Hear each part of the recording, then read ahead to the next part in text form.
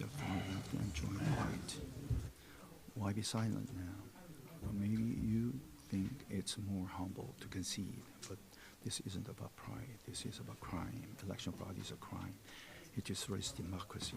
Accepting it encourages more of it. That's not a beer. This is not just your fight. This is not just your fight, Mr. Kim. It's the people's fight. It's about every citizen's right to vote. So please withdraw your concession to join us. 2020, I flew to Washington to speak the truth right here on this stage, at this podium. I stood alone. My words felt like a cry in the wilderness, but I still spoke. I even warned America, be aware or be next. And I was right. It took President Trump 4 years, but he's back. Today, I return to the same podium. But I'm Testing mic check. I stand with President Trump, Check. President Yoon of Korea, and former Prime Minister Hwang. I stand with Just a little bit volume higher. Colonel John Thank you. Mills, Colonel Grant Newsham, and Professor Bradley. All right, ladies and gentlemen, we'll get started in about 5 minutes. In the meantime, please silence your phones or turn it off. Thank you. Fair. Fair.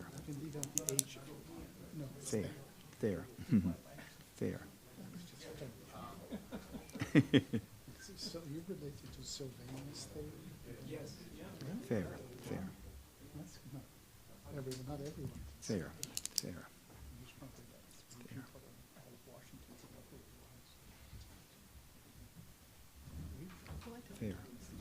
History will remember that. Right now it's 1 a.m. in Seoul, and yet patriots are gathered at Seoul City Hall. 근데 서울역에 있는 거야? 네. 저희가 아니고 시청이 아니고? 네, 서울 스테이션.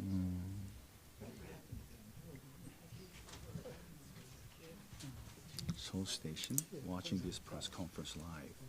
Their courage brought us here, and I'm especially moved by the young people in their 20s and 30s who are now standing up. They give me hope. But you must not forget those we lost. Over the last 5 years, 5 brave souls gave their lives in this fight. Kim Il-tu, Kim Kwang-chan, Kim Jae-hong, Pastor Kim Tae-won, and Elder Kwon Tae-hun, who died from illness. 2 died from illness while leading the movement. 1 died in a suspicious crash. 2 set themselves on fire after exposing the truth. Let us never forget them. We are here because of them. Now I speak directly to President Trump. America has spent hundreds of billions of dollars in Ukraine, but is Korea less important? Do we need bullets and bombs to recognize that war is happening in China? Are we going to translate it in Korea? Are they going to be translating this? They are with the They- translators in Korea. So not here, but in Korea.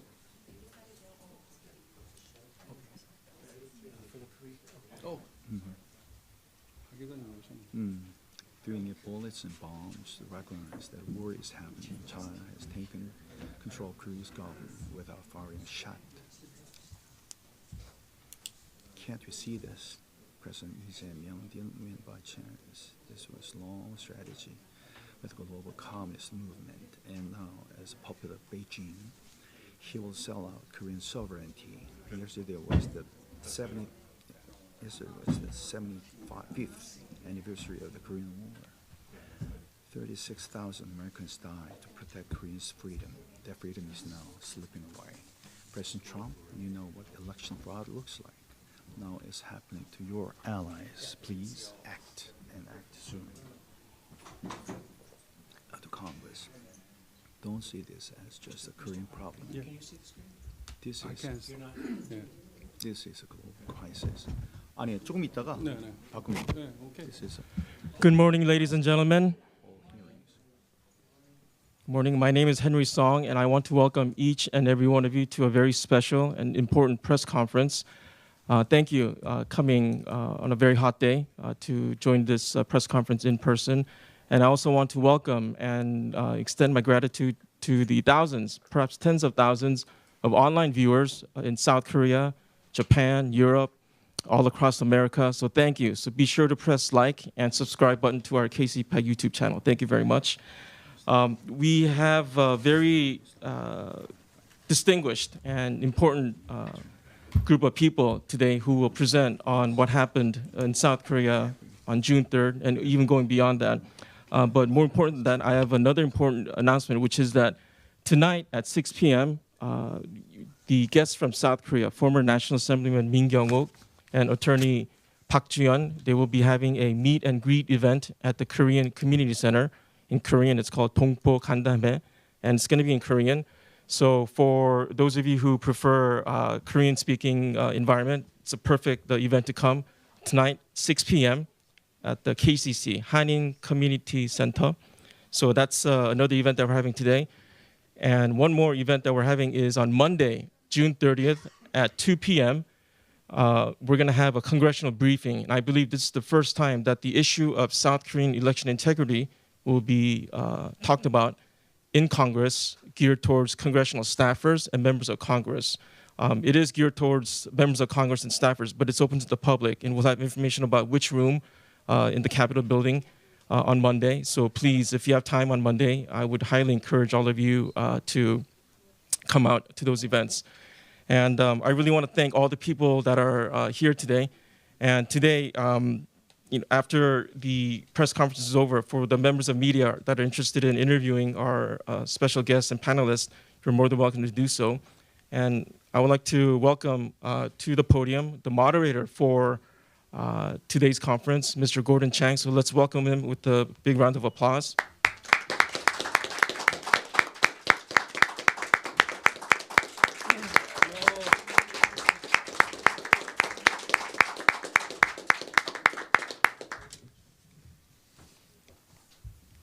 It is a great honor for me to be here today, to be in the presence of brave and strong Korean patriots.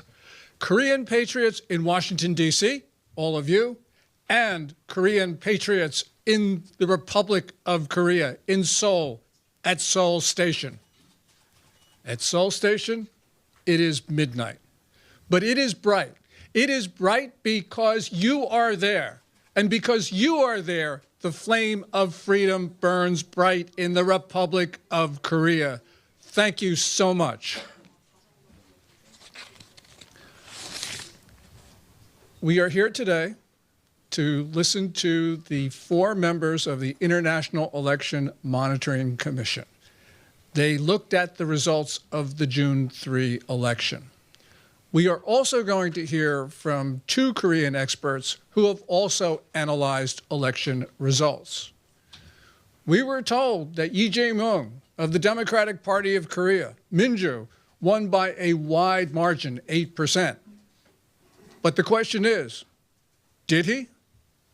We have to ask because in the last 3 national elections in Korea, in 2020, in 2022, and in 2024, there was evidence of widespread fraud. And we have to be concerned because Yi himself, he paralyzed the government of President Yoon Suk-yeol with more than 30 impeachment motions. He then engineered the impeachment of President Yoon. And then, after all of that, he then tried to paralyze the post-impeachment government in Seoul. This was an attack on democracy. This was an attack on the Republic of Korea. This was an attack on all of you. We know that free and fair elections are the core of a democracy, which means that this is my struggle. This is your struggle. This is the struggle of all freedom-loving people everywhere throughout the world. Let's get started. And we will start with a member of the monitoring team, Ambassador Morse Tan. Ambassador Tan. Election integrity is an issue all over the world.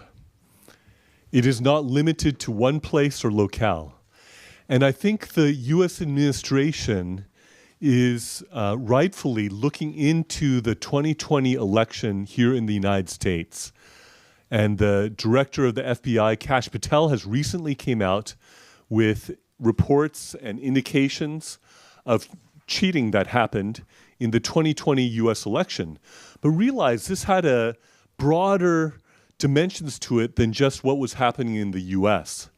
You had planes full of people from the UK, from Hong Kong, from China, from South Korea, where you have non-US citizens bearing fraudulent identification who are coming to cheat and vote in the US 2020 election.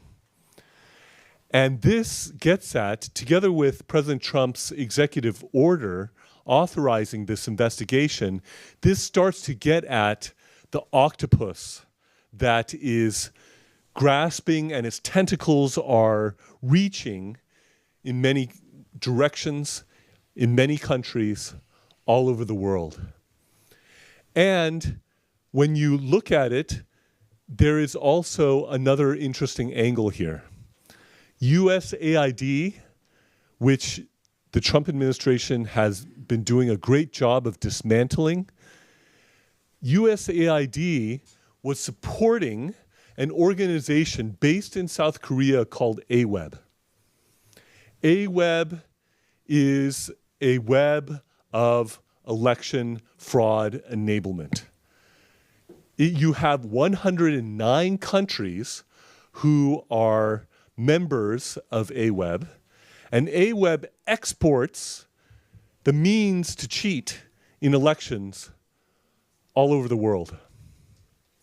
To just give a few examples, you have the Democratic Republic of the Congo, you have Iraq, you have Kyrgyzstan, you have Ecuador, to give just 4 examples from various continents where AWEB's reach has impacted the elections in those countries.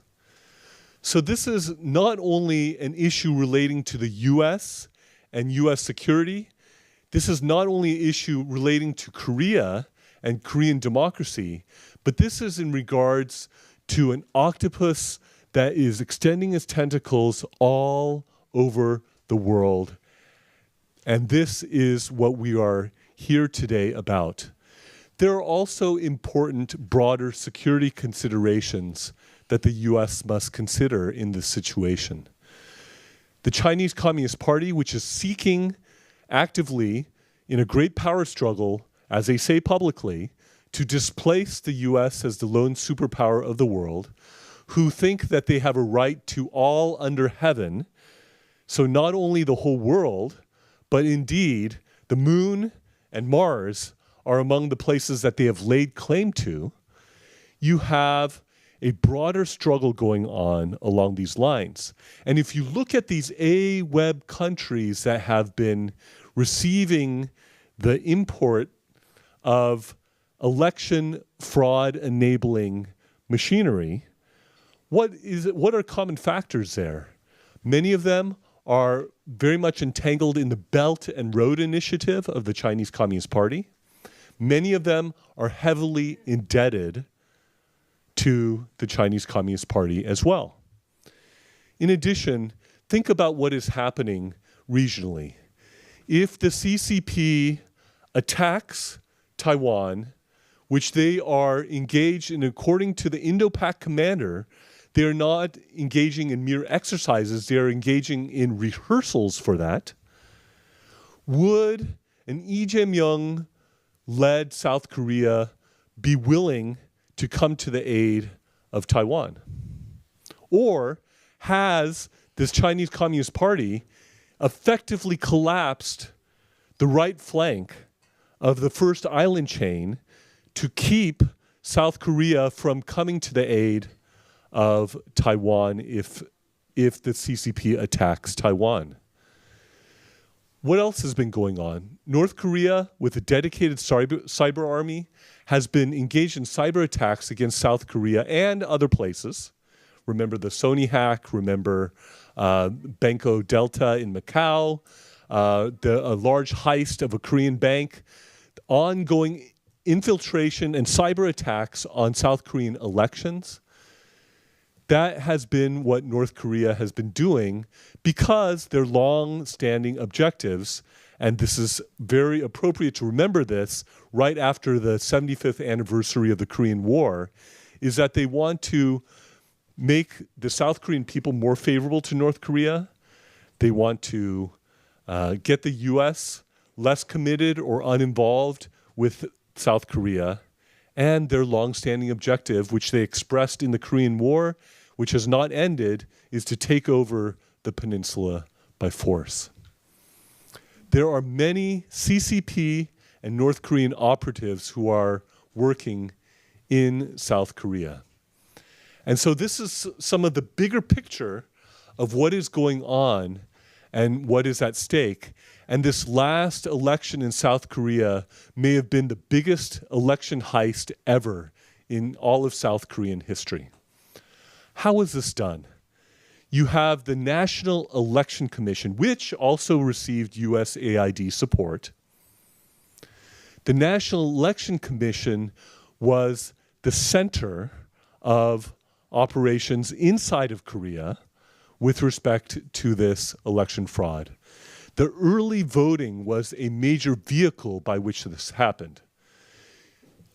Unlike the main election day, you did not even have to vote in your own district. So you had reports of people who would vote 2, 4, 6 times with fake IDs, plane loads of people coming to vote, non-Korean citizens bragging on their social media about voting in it, where you have loose ballots that were found in places like restaurants, where you have boxes of ballots that were pre-marked for Lee Jae-myung appearing, according to CCTV footage, for example, where you have an unwillingness, and this is required according to Korean law, an unwillingness to authenticate ballots using a dojang, which is a personal signature stamp. Instead, you have these pre-printed ballots that already have a stamp on them that are not the personal stamp of the election monitor or manager. They are a generic stamp that is pre-printed that does nothing to verify or authenticate the ballots that were there. How is it that you have more votes than registered voters? Sometimes to the tune of 100-something%, 200-something% in certain voting districts. This is literally mathematically impossible without cheating. And yet, you have this deafening silence, this conspiracy of silence in South Korea with the legacy media who will try to be quiet about this or affirmatively attack those who are calling out this cheating. And so they are trying to engage in an intimidation campaign, which is violative of a healthy democracy. There should be freedom of speech, freedom of the press, and freedom to associate, and all these things are necessary in a vibrant democracy. And yet this is being violated as the newly elected, illegitimately elected, fraudulently elected head of state, putatively, Lee Jae-myung, is already going after leaders who are exposing this fraud. For example, you have Hwang Kyo-han, former prime minister, who has been doing great work along these lines. When we met with Prime Minister Hwang, shortly thereafter, there was an illegal search and seizure of his office and a raft of lawsuits that are performing lawfare against him. This is not acceptable. And you also have judicial collusion. You have all these judges who are on the payroll of the National Election Commission, some of whom are supposedly part of the National Election Commission, and then you have these cases brought before these judges, and they are ignoring it. The National Election Commission likes to say, oh, there are 100-some cases, and we won them all, and therefore what we're doing is fine. But the truth of the matter is, in not one of these cases was the evidence either examined or investigation to be allowed. So it's not an issue of the evidence being considered and rejected. It was an issue of the evidence and investigation not being admitted at all. And so this was not a situation where judges were carefully considering things on the merits. These were judges who were not even getting to the merits of the case. And in this situation, as we will hear later, there is a lawsuit that has been filed with over 11,000 plaintiffs, and there is a chance for justice to happen if it happens in a timely way, in a fair way, where they actually look at the evidence, where they actually allow investigation. This can nullify the election that just happened and restore democracy. Because if you don't have free and fair, transparent elections, you don't have a working democracy. And this is something that needs to be taken seriously. President Trump has called for a special prosecutor to look into these election matters. This would properly be extended beyond the confines of the United States, because even the cheating in the United States had elements that were coming in from outside the United States. And we must remember that there's a bigger picture here that needs to be addressed. And we would call on our government and the people of the United States to please look into this, to look at the evidence, look at the report that we put together, and see what is actually happening, because this is too important to sleep through. Thank you.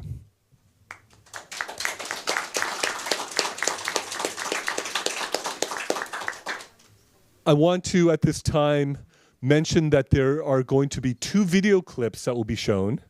There will be a 10-minute clip of a video that outlines some of the ways in which the election fraud and the steal happened in South Korea. And then a 2-minute clip.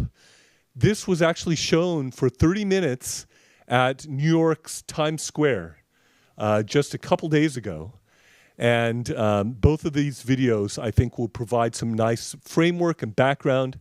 I'll have a few comments after that and then turn it over to the rest of the panel subsequently.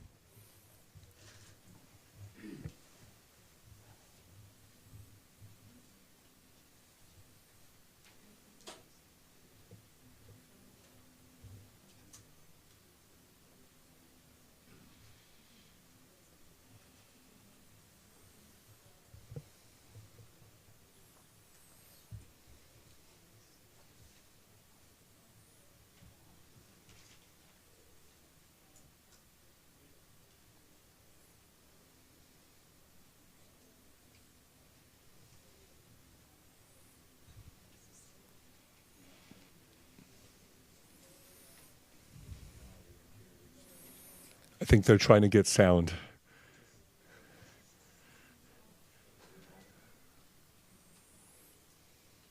John Mills was not lip syncing on that segment.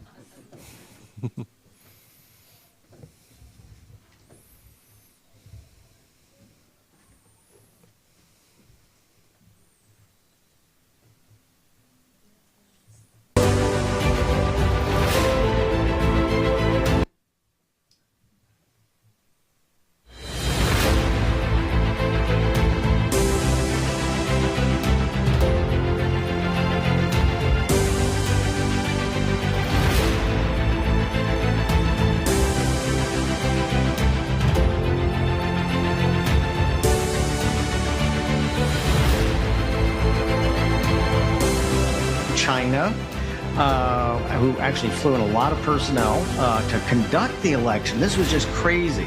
It's really led by China and the Chinese Communist Party through this election.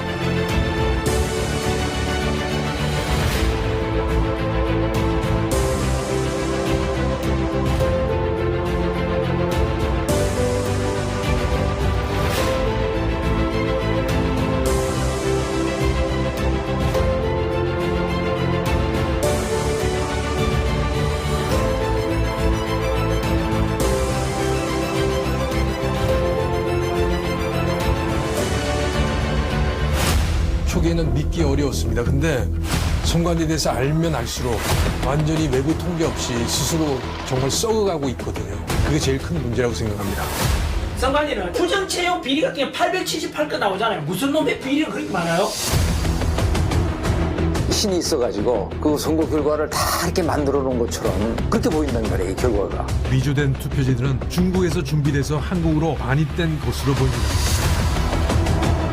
동일한 투표용지도 출력할 수 있다. 국정으로 뚫었으면 북한은 더 잘 뚫을 수 있어요. 학자들이 학술적으로 조작 공식을 찾아냅니다. 조작을 입증할 수 있다는 겁니다. 의식수를 훔쳤고 이게 조직적이면 있을 수 없는 결과가 바뀌어버린 겁니다.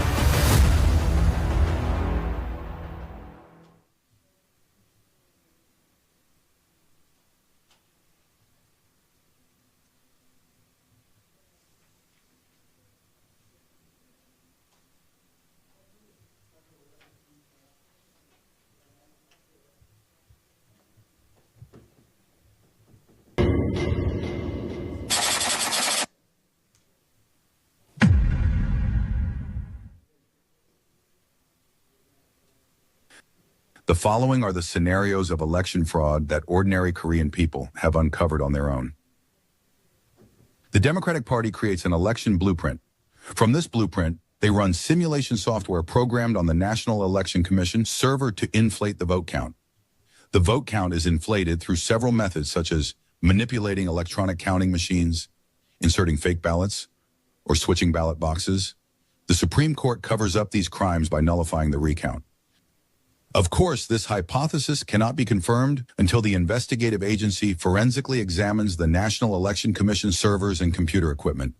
However, we believe it is the most persuasive hypothesis after analyzing the evidence collected thus far by citizens in the field, and we will lay out this evidence that supports our hypothesis.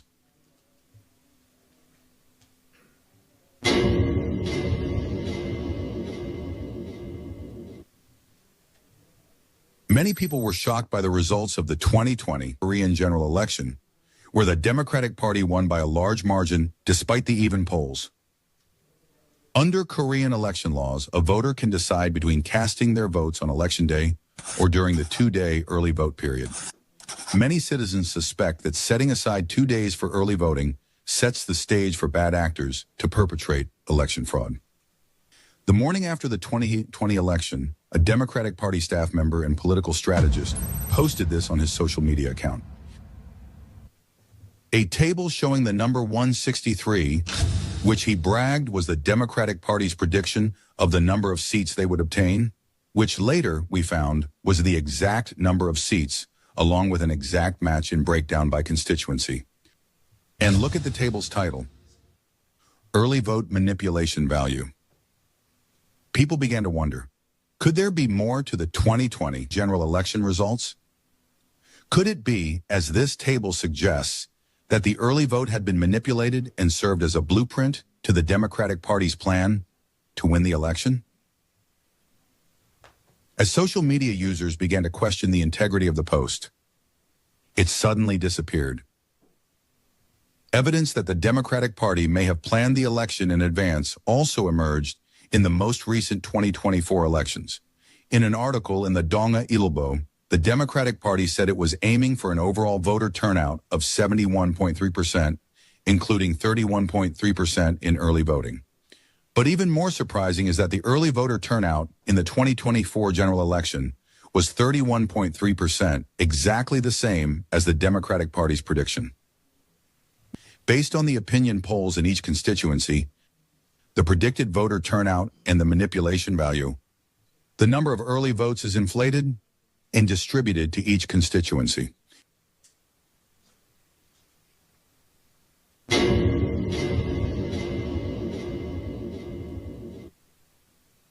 And the National Election Commission announced these fake vote numbers, claiming they were the election results. In the election day vote should be close to the early vote. It is a general rule of statistics. But my statistical analysis of the vote result of the 2020 general election gave me strong confidence that this election is fraudulent. The blue bar representing the Democratic Party was entirely on the right side of zero, which means in every single constituency, they got more early votes than election day votes. The Red Conservative Party, the exact opposite. Not only that, the graph is a mirror image with a 10% shift of votes in either direction. The other minor parties represented by the bars in the middle means their votes were not part of the manipulation.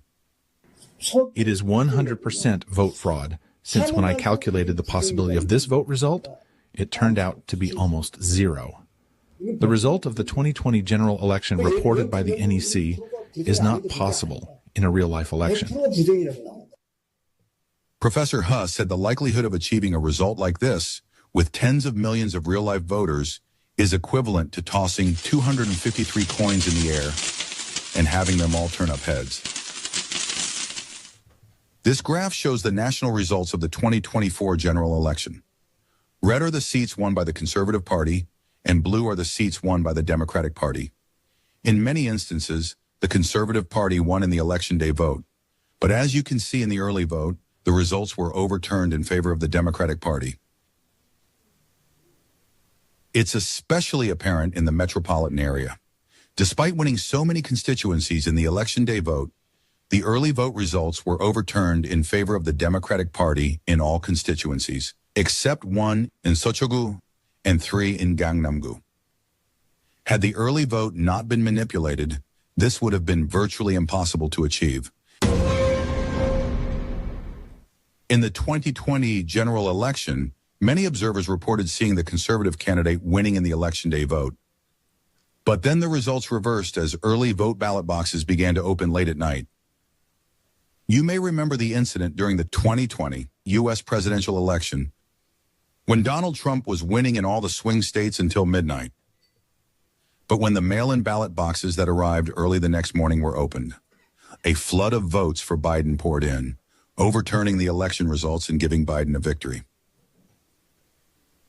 The National Election Commission's voting manual has a clause that says, cover all CCTVs if installed in the voting locations, which makes it impossible to check the number of early voters or any other illegal activity, such as multiple voting or proxy voting around the voting locations.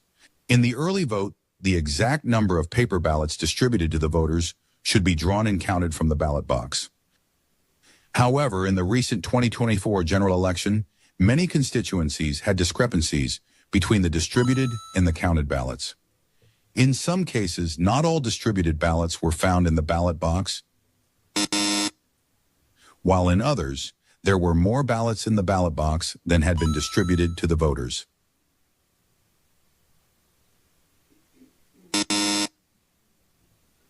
A voter turnout of over 100% is clear evidence of rigging, as it was in many constituencies in the 2024 general election.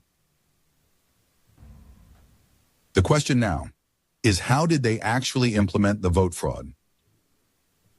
The simulated results are manipulated at the counting site using electronic counting machines. These are hundreds of ballots from one constituency going through a counting machine. Ordinarily, the ballots should appear in random order.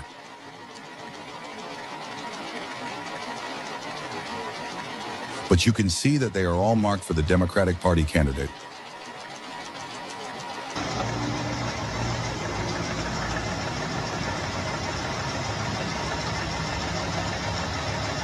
You may recall from these over 100 consecutive Democratic vote scans the so-called Biden spike, a strange phenomenon that occurred in Wisconsin and Michigan between 4 and 6 a.m. on November 4th, the day after the 2020 U.S. presidential election. When the vote counting, which had been halted around midnight, resumed, a sudden spike in Biden votes was observed. Of the over 100,000 votes counted at that time, more than 90% were for Biden, and similar phenomena that occurred in Korea and the U.S., which defy the basic laws of statistics, can only be explained by election fraud. According to the target votes inflated and manipulated by the NISI computers, fake paper ballots were made and inserted into the ballot boxes. Take a look at this counting clerk separating paper ballots that are stuck together. Why are they stuck together when each ballot is cast separately? The NEC gives a nonsense explanation that the ballots stuck together by static electricity. And this, bundles of votes that look like they just came out from the mint. How is that possible for votes that go through many hands?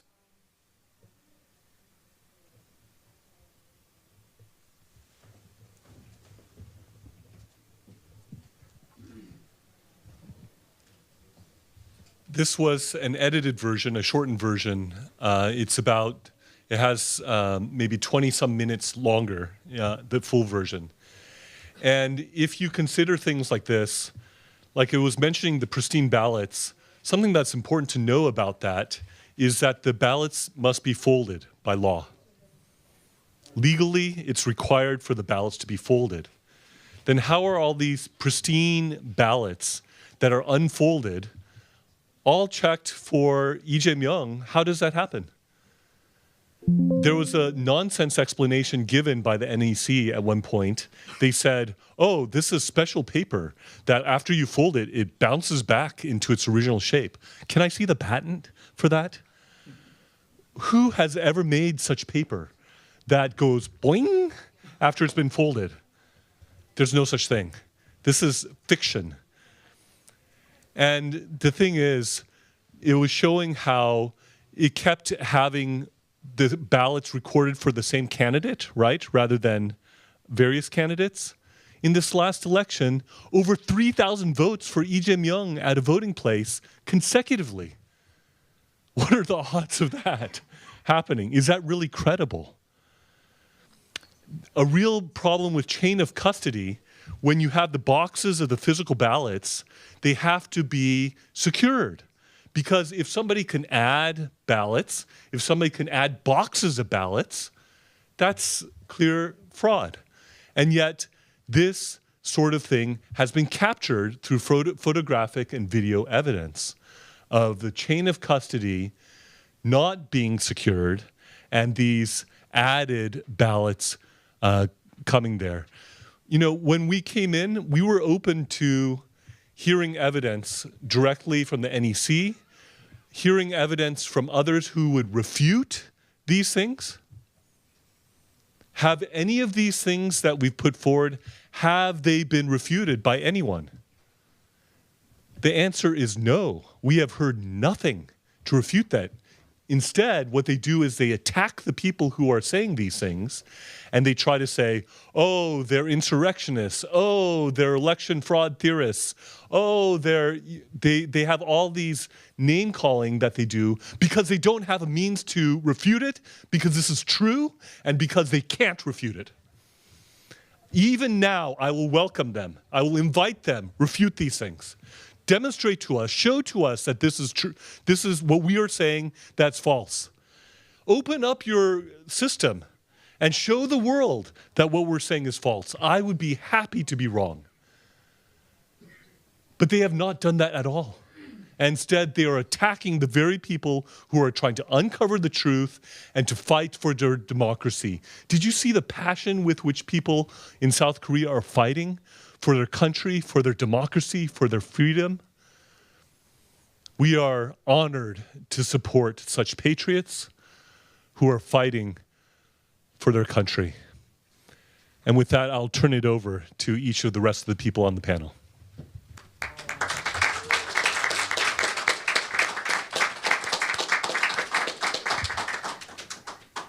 Thank you, Ambassador Tan.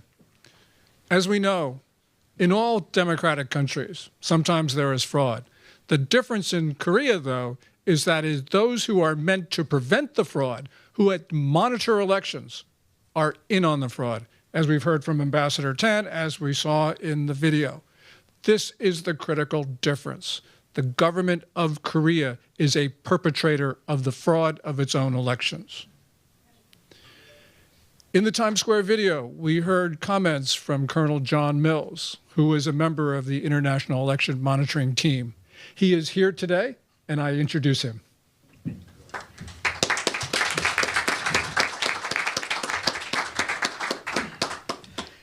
Thank you for being here today. Annyeonghaseyo to everyone, especially those that are gathered in Seoul Station. We salute you, and we're here fighting for you.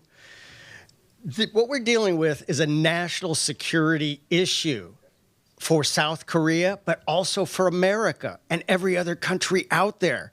We are dealing with an international election fraud cartel.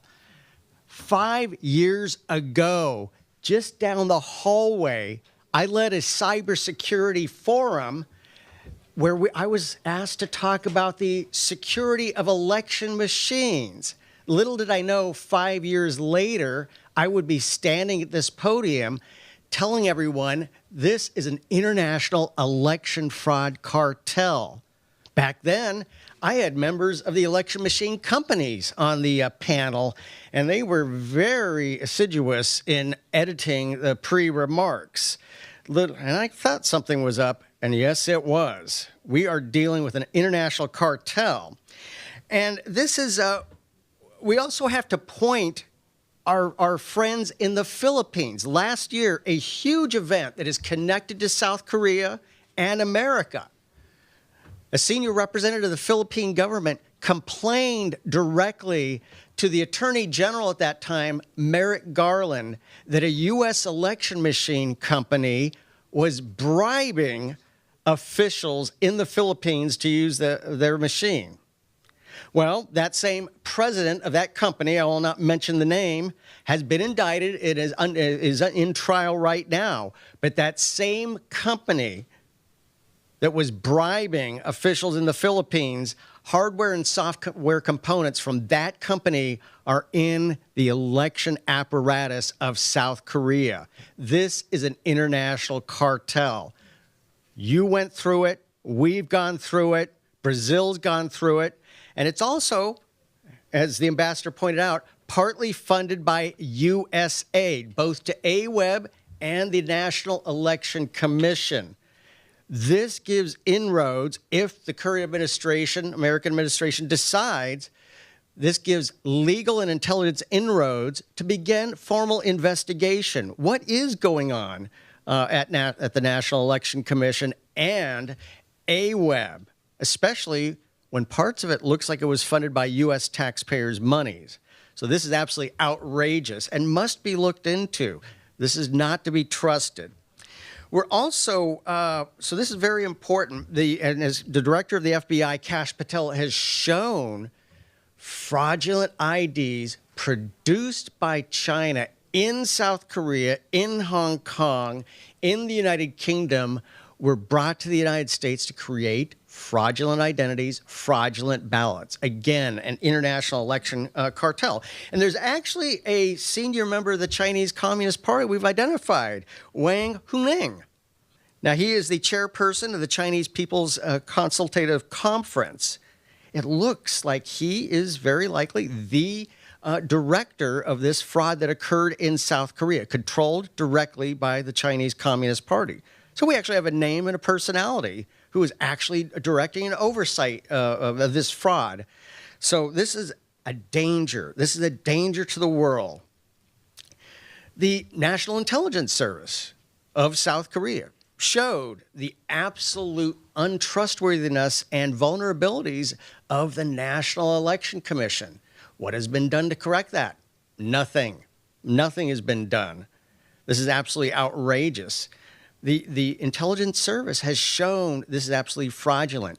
And it really begs the question, there always has to be an independent verification and validation of any government entity in a constitutional republic, and Korea is a constitutional republic. Where is the independent verification and validation of the National Election Commission?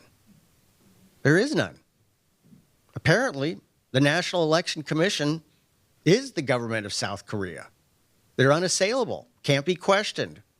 No independent verification and validation. This is not what a constitutional republic behaves like. This is wrong. This is wrong. So this is an international cartel. Every one of the United States is dealing with this. And again, the FBI director has opened up investigations. We also have a weaponization of government investigation going on, led by Ed Martin at the Department of Justice. All of these issues in South Korea directly are affecting the United States also.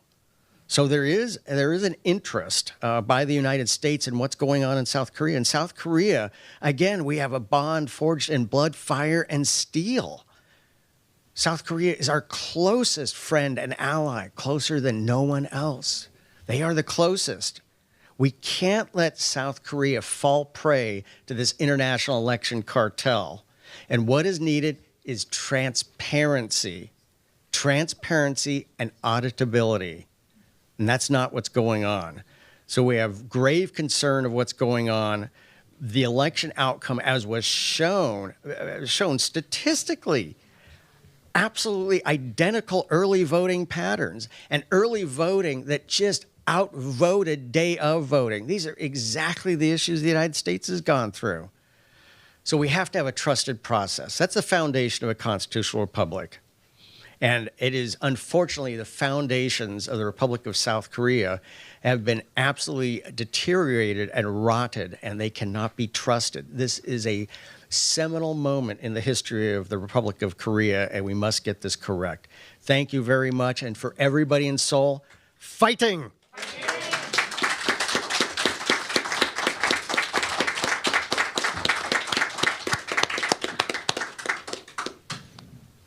Colonel Mills has told us that this is a seminal moment. It's a seminal moment for the people in Korea, but as he pointed out, this is not just a Korea issue. This is an issue for the United States, and it's an issue for many nations around the world. This is our seminal moment. Now we are going to hear from two other China experts who are also experts in Korea. And the first is Bradley Thayer. Thank you for coming up here.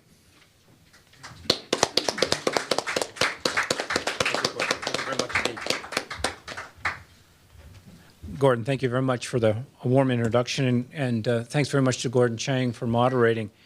It's a great pleasure for me to be here to join global audiences, of course. The audience in South Korea at Seoul Station, of course, a hearty welcome to you at this time, obviously, on June 27th. Of course, in Seoul.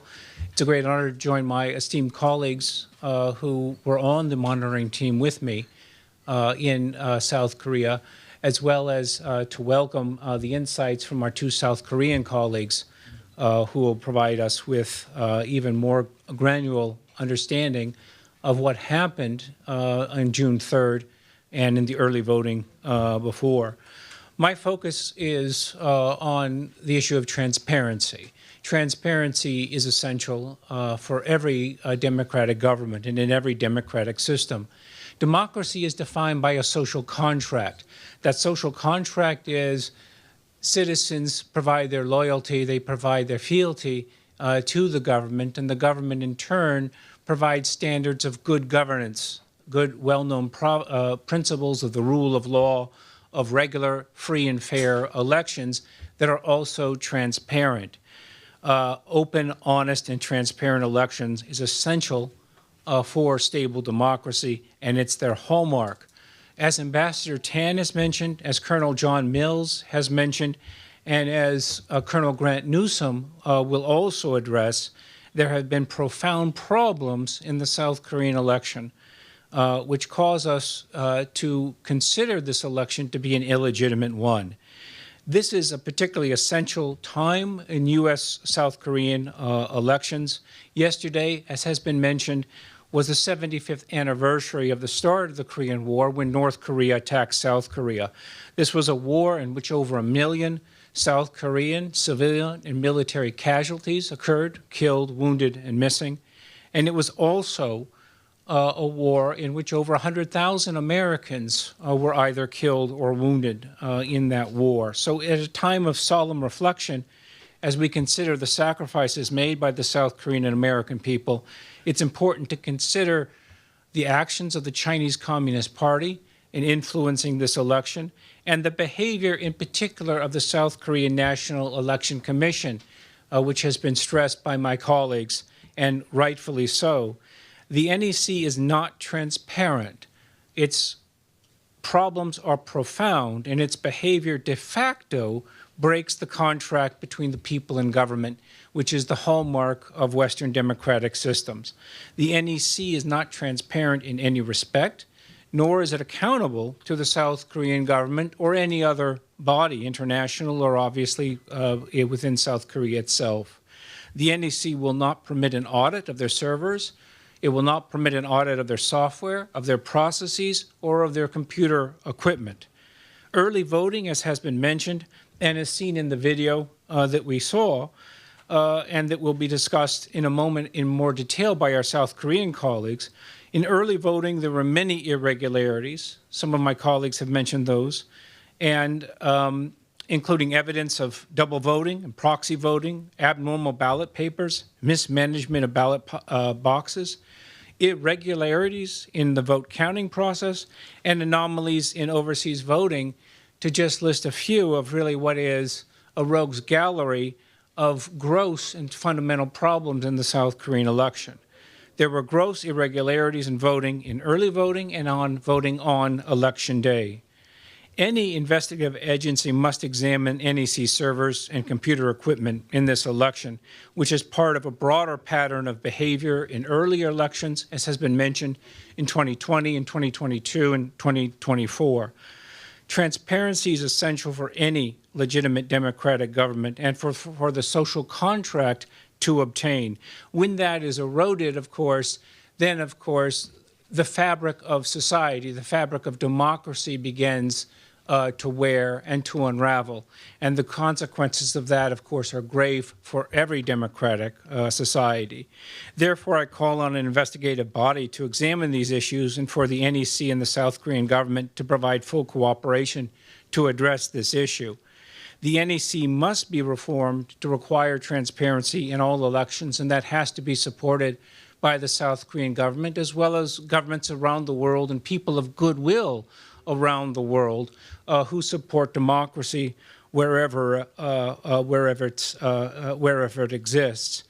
If we do not have that, we run the risks of eliding slowly or perhaps far more rapidly into a totalitarian government. The path to authoritarianism, the path to, in essence, a form of totalitarian control, as witnessed in North Korea, of course, and in the People's Republic of China. So the stakes are grave. The matter is immediate and must be addressed. And I'm very pleased, again, to have been joined by such outstanding colleagues to have the opportunity to address this issue, and to have great thanks, of course, to the National Press Club for hosting us for this occasion. Thank you very much indeed for your attention.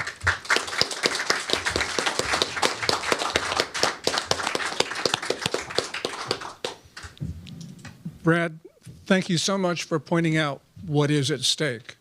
We're talking not just about one election in June in one country in South Korea, but we're talking about the erosion of democratic norms and the erosion of democracy itself. And as Brad just told us, what's at stake is the slide to both authoritarianism and even totalitarianism. Because we know that many of Yi's advisors do believe in North Korean norms. In other words, totalitarianism. Thank you so much, Brad.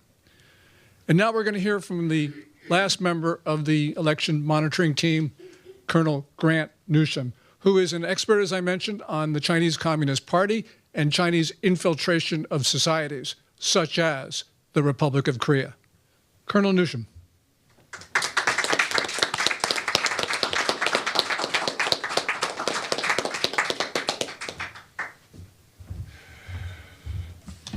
Okay, thanks, Gordon. Now I'll jump right in. I've been looking at Korean elections actually since 2020, not just this last one. I was asked to go look at the 2020 general election because there had been allegations of fraud, and I was glad to go, and I didn't expect I would find anything. Like a lot of Americans my age, we know that elections sometimes have surprise outcomes. There's that famous picture, at least people my age would remember, of Harry Truman holding up a newspaper that says Dewey wins. And everyone thought Thomas Dewey was going to win, but he didn't. And that's how I sort of thought I would find South Korea and the results of that election. But once I started looking in very short order, I realized that there was something really wrong that had happened in South Korea, that in all likelihood the 2020 election had been stolen. And I have seen nothing in subsequent elections in 2022, 2024, and this most recent one to change my mind. You've seen the same things happen. Now, when I showed up in 2020, one of the people I talked to was the head of South Korea's equivalent of MIT. And he had looked at the statistical outcomes of the election. He said, look, either God did it or it was rigged. And this is someone immensely respected, knows his subject, and that's what he's saying. And at that point, you sit up and you start taking this very seriously. Additionally, there were claims of electronic manipulation, and to include the existence of Chinese parts in the NEC's computer networks. And the response from the National Election Commission was, it's irrelevant and our system can't be hacked. Well, fast forward to 2023, and the South Korean National Intelligence Service investigates the NEC's networks because North Korea's Lazarus Group had hacked it over the last couple years. And the South Korean NIS looks at it and read their report. You can do anything you want in that system to manipulate, to rig an election. I really encourage people to read that report. And 3 years earlier, the NEC had said, can't be hacked, and it's all irrelevant. Well, that suggests some real problems. Additionally, one of the sort of data points that I was told when I showed up was, well, yes, we have these really weird outcomes from early voting, where the leftists get huge amounts, the conservatives get very little. And on election day, it's reversed. What I was told was, well, it's because most young people support the leftists and they vote early, and most old people support the conservatives, and because they're conservatives, they vote on election day. However, at that time, the NEC, the government's official statistics showed that a majority of old people had voted on early voting day. And at this point, you're starting to think this is really problematic. And the facts were leading me to think that it had been rigged. And there's nothing I've seen ever since then to suggest otherwise. You see the pristine ballots that look like they just came out of the printing machine, already marked for one candidate for Lee. You see voting stations where votes are being cast at every 4.7 seconds. And in some cases, it's even faster. Now try to explain that away. You have more votes than voters who walked in, and you have citizens who are out there counting people going into the polling sites, and then you look at the NEC's official announcements. Well, that causes you some real concerns, and well, it should. You've seen the video of 3,000 plus votes all coming out on the tabulating machine for Lee, for the Democratic Party's candidate. Now, what do you say about that? Then you have the overseas vote in this last election, which was the biggest number of overseas votes they've ever had. It went about 99% for Lee Jae-myung. Now, this is like a Saddam Hussein Iraq election when you get these kind of figures. The mail-in votes as well in all of these elections. All you have to do is look at the time and the distance, at the routes these ballots took to get where they were supposed to go. And some honest Koreans actually did this. They looked at all of them, and it doesn't make sense. So, this is really, I would rather be somewhere else doing other things. But I feel, based on what I have seen in my examinations of South Korean elections, that I have to be here just saying what I've seen. And the evidence is there. In fact, after 2020, we put out a 2-volume set of the evidence because we wanted to preserve it. We wanted to make sure it was concrete and that it was there to be examined. Since then, in every single election, I have never seen a single official body, government, or media actually look into the evidence. Not one. Instead, what you hear is, it's baseless, it's debunked, it's conspiracy theories. Well, I'm a former intelligence officer, and if anyone had ever told me, if I'd asked them, well, what's in that room? There's nothing to see there. Move along. Well, whenever someone says that, well, I know there's something really wrong there, and it needs to have a look.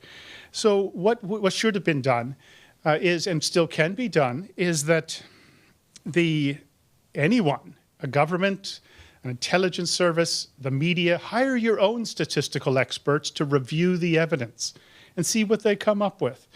You go and talk to witnesses. You can assess their credibility by talking to them. Bring along your own experts as well. Look at the evidence, look at the charges, and start asking the NEC a lot of questions. If there's ever been a National Election Commission that violates every aspect of international election law and practice, and even South Korean election law, it's the NEC. There's absolutely nothing good that I can say about it, and I do consider it not just an aider and abetter, but rather but just directly involved in the wrongdoing here. So, walking down the halls at the National Assembly, the National Press Club today, you see the pictures of some of these old-time reporters. And if any one of them had seen the evidence, seen what was going on in South Korea, they would have dug into it. But here we have a situation where the media, the foreign and Korean media, doesn't seem to show any evidence in this. And even the US government at some point is going to have to stop ignoring this issue. And what is going on in South Korea, where you have thousands of people out in the streets at midnight, and this is just today, when you have this happening, these are people who are defending consensual government or defending freedom. And I would suggest they're doing it on behalf of all of us. The problems in the South Korean election, they are certainly of real interest and relevance to South Korea, but they are something that decent, civilized people everywhere have to worry about if you do value your consensual government and freedom. So thank you very much for the opportunity to speak.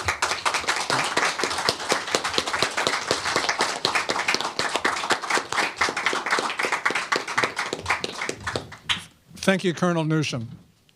What we have heard is this is not just a 2025 issue.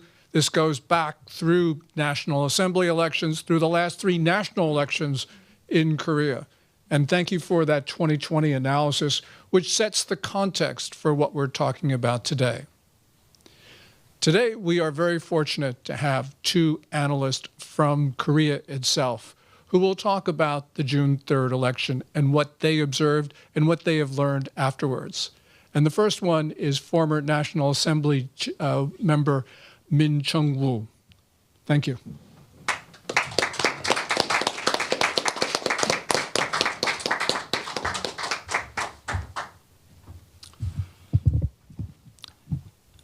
Good afternoon. My name is Kyung-wook Min. I was one of the very first people to say loud and clear that South Korea's 2020 general election was rigged. I worked for 23 years at KBS, Korea's largest broadcaster.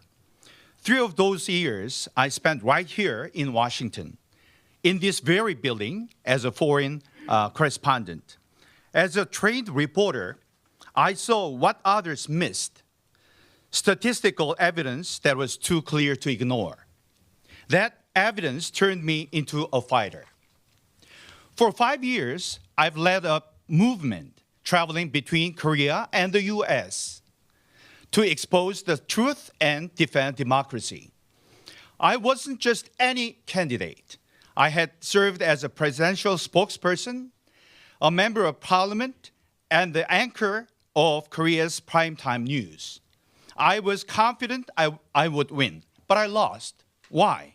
Because the early vote and the election day vote didn't match. They violated the law of large numbers, a basic rule in statistics that ensures predictable results in big samples.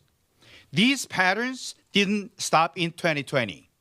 They continued into the most recent presidential election. The numbers do not lie. What surprises me most is how little outrage we've seen from the Korean people. A people known for intelligence, talent, and courage. Have we grown numb? Have we been conditioned to believe this is the new normal? But there is no new normal in math. There is only truth. As you heard earlier, our last presidential election was also fraudulent. It was manipulated. Just like President Trump's victory was stolen 4 years ago, so was ours. And just like Americans fought to take it back, we are fighting too. But there's one key difference. In Korea, the rightful winner, Mr. Kim Moon-soo, concedes far too quickly. He gave up even before the counting was done. Maybe he couldn't believe it had been stolen. That's not a criticism. It's a tragedy. I've paid a heavy price for speaking up. The political left sued me. The media mocked me, called me crazy, called me a conspiracy theorist. Even fellow conservatives began to avoid me. Lifelong friends turned their backs. Only my family stayed with me, and they suffered for it too. Mr. Kim Moon-soo saw what I went through. Maybe that's why he hesitates to join us, and I understand that. But I still urge him, reconsider. You are a brave man. You left the far left and joined the right. Why be silent now? Maybe you think it's more humble to concede. But this isn't about pride.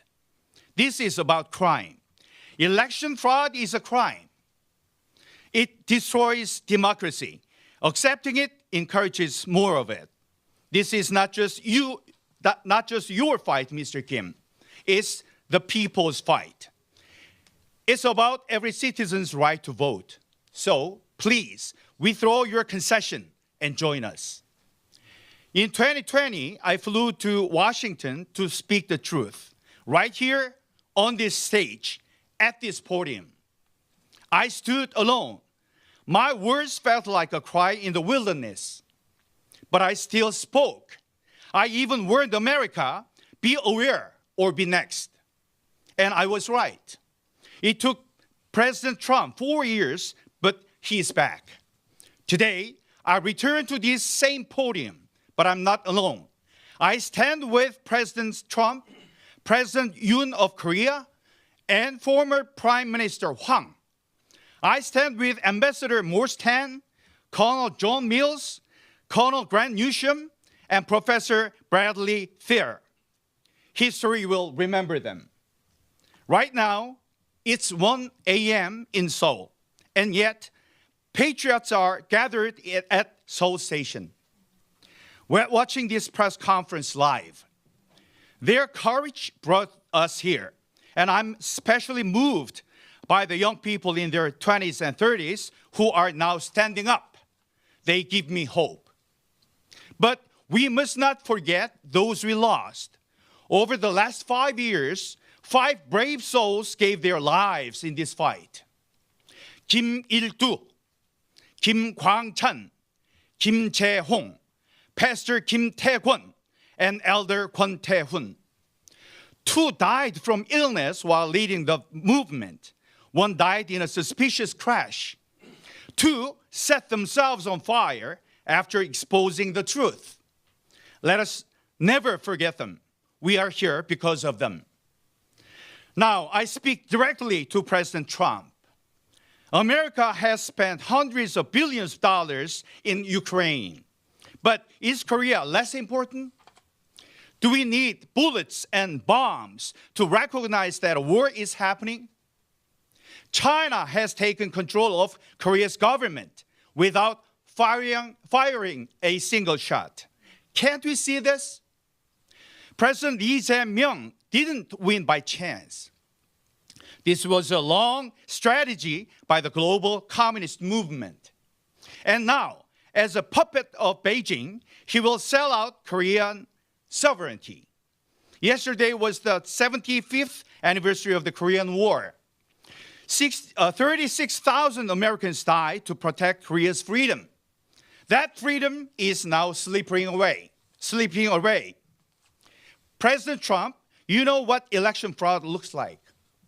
Now it's happening to your allies. Please act, and act soon. And to Congress, don't see this as just a Korean problem. This is a global crisis. Hold hearings. investigate the Chinese influence that threatens both of our nations. 5 years ago, I received a calling from God to expose this fraud. That calling sent me into this long, hard fight, and I've never turned back. Under God's providence, may every effort to uncover the truth be blessed. Thank you very much.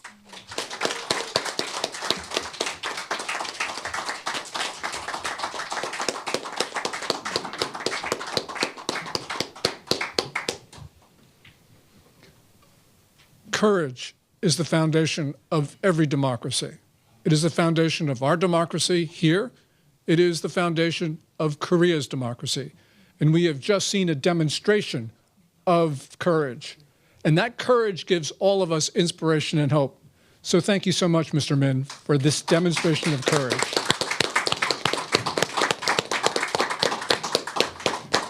And now it's my honor to introduce Park Joo-chun, another person who will talk to us about the election. Thank you. Thank you.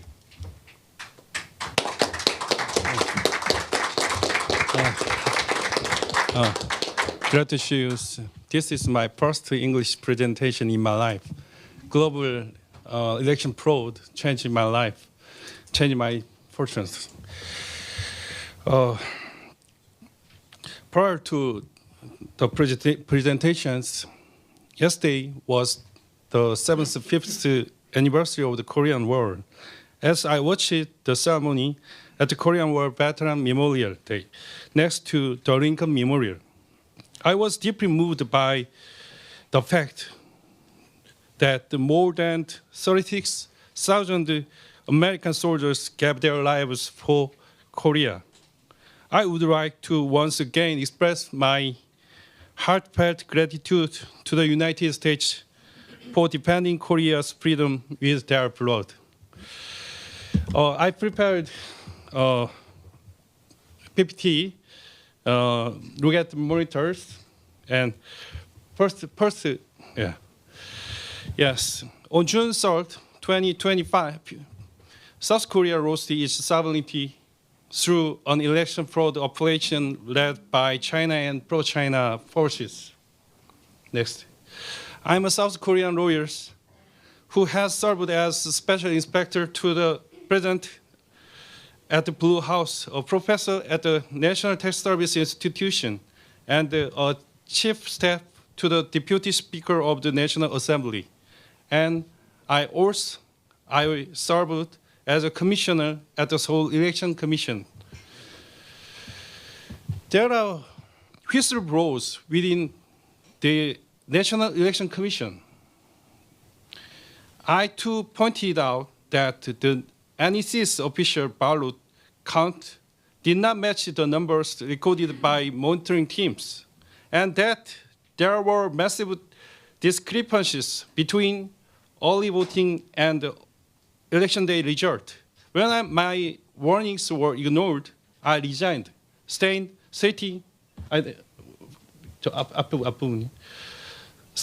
I could no longer serve in a corrupt organization. Park Dong-gun, a former NEC employee, also filmed a video 1 month before his death, confessing to former Prime Minister Hwang Kyo-an that the NEC had been continuously involved in election fraud. Han Sung-cheon, former chair of the NEC's labor union, also stated that the NEC was orchestrating election fraud. These are all whistleblower accounts, but the election crime cartel covered them up. The Chinese Communist Party and pro-China forces stole control of the National Assembly through fraudulent elections. They stole the parliament. Next.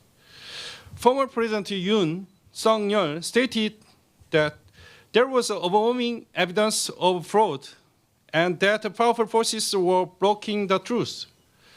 He explained that it was not the work of a single party, but of an international election crime cartel involving China. This massive cartel ultimately impeached the president who had exposed the election fraud. Next. On election days, Kim Moon-soo won by a wider margin. However, in early voting, out-of-district voting, and overseas voting, Lee Jae-myung won by a landslide. This outcome is statistically impossible. In the overseas vote, Kim won in only one district, losing in all 252 others. It's impossible. Next. Many citizens are now aware of the fraud and are taking to the streets across the country, shouting. Next. Stop the steal. China and pro-China forces already have a significant control over South Korea. We need America's help. Together, we must defend freedom and democracy. China hacked SKT, South Korea's largest telecom provider, and stole the personal data of 27 million citizens, more than half the population. There is a strong suspicion that this data was used to forge IDs and manipulate the election. Next. The wireless network used for mail-in voting was operated by the hacked company, SKT. This time, they changed KT from KT to SKT. And the Chinese-made switch hubs were used at early voting stations. Next. As FBI Director Kash Patel reported, South Korea also has evidence of Chinese nationals, pro-China agents, and spies voting with post IDs. The cases in Korea and the US are strikingly similar. Next. Nationwide, there have been hundreds of reports of voters being told they had already voted, likely meaning their IDs were stolen. The real number could be in tens of thousands. Yes. Videos of voting have been uploaded to Chinese platforms like Douyin and Kuaishou apps used only in China. This 재생 그 누르면 될 거. push the button.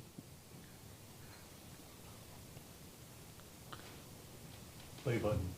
Play, yeah.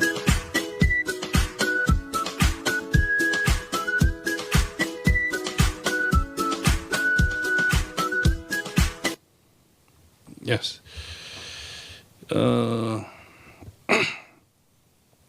Kuaishou apps used only in China. These videos all show ballots marked for candidate number 1, pro-China Lee Jae-myung. On election work, next.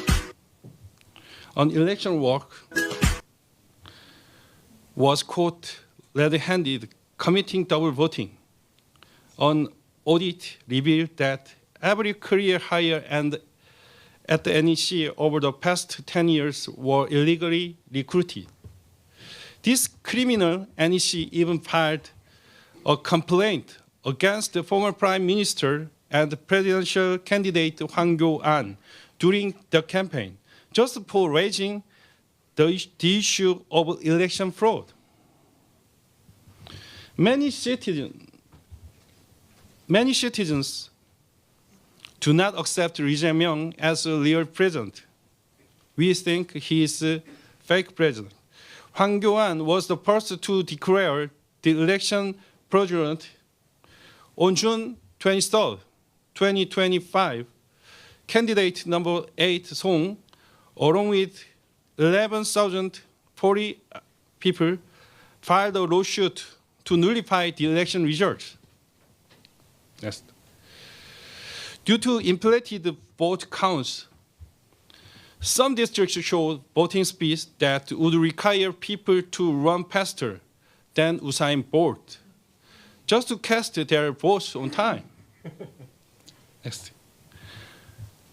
At 13 polling stations, voting was completed in under 5 seconds, and 760 stations within 10 seconds, despite ballot printing alone taking more than 10 seconds.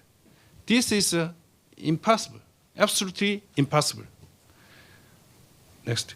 In specific time frames, country stations recorded voting speeds of just 2 to 3 seconds per person. It's absolutely impossible. Next. Stacks of ballots appeared steep, like a press banknote. However, early voting ballots are originally rolled, and must be covered. They're never flat. A steep platform is physically impossible.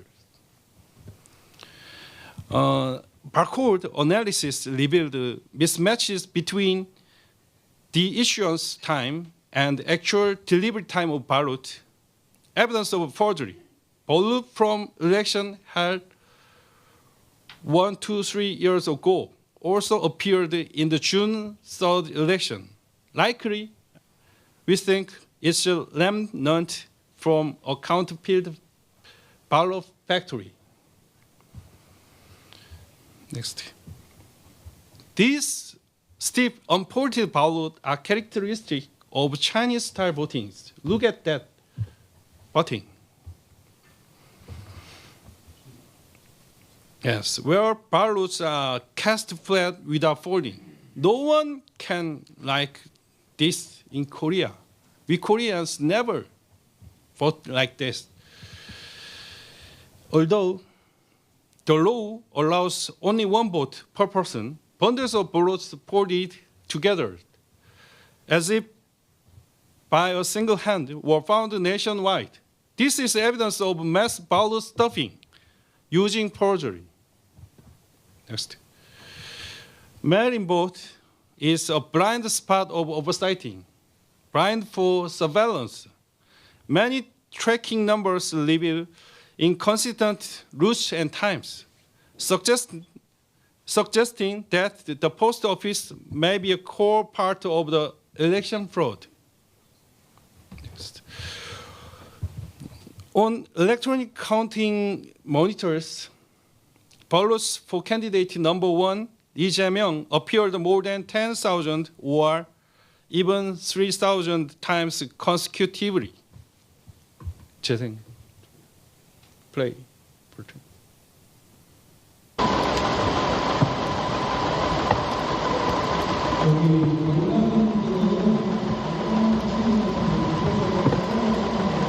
It's impossible.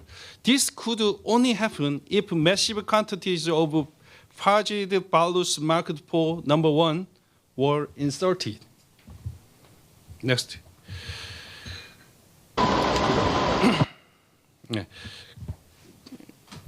Blank ballots were being counted for candidate number 1, Lee Jae-myung.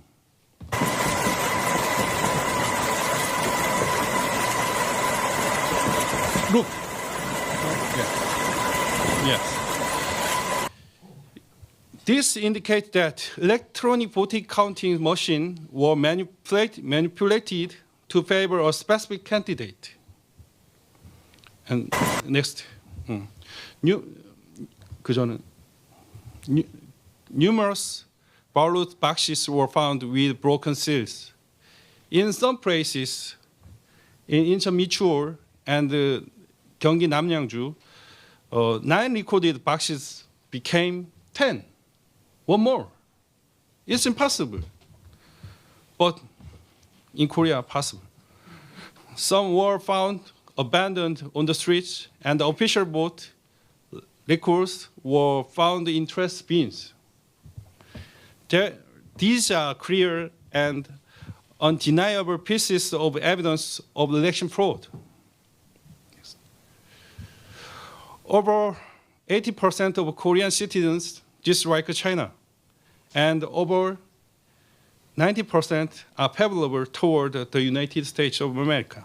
Among my 170,000 YouTube subscribers, my subscribers 100% oppose China and support US.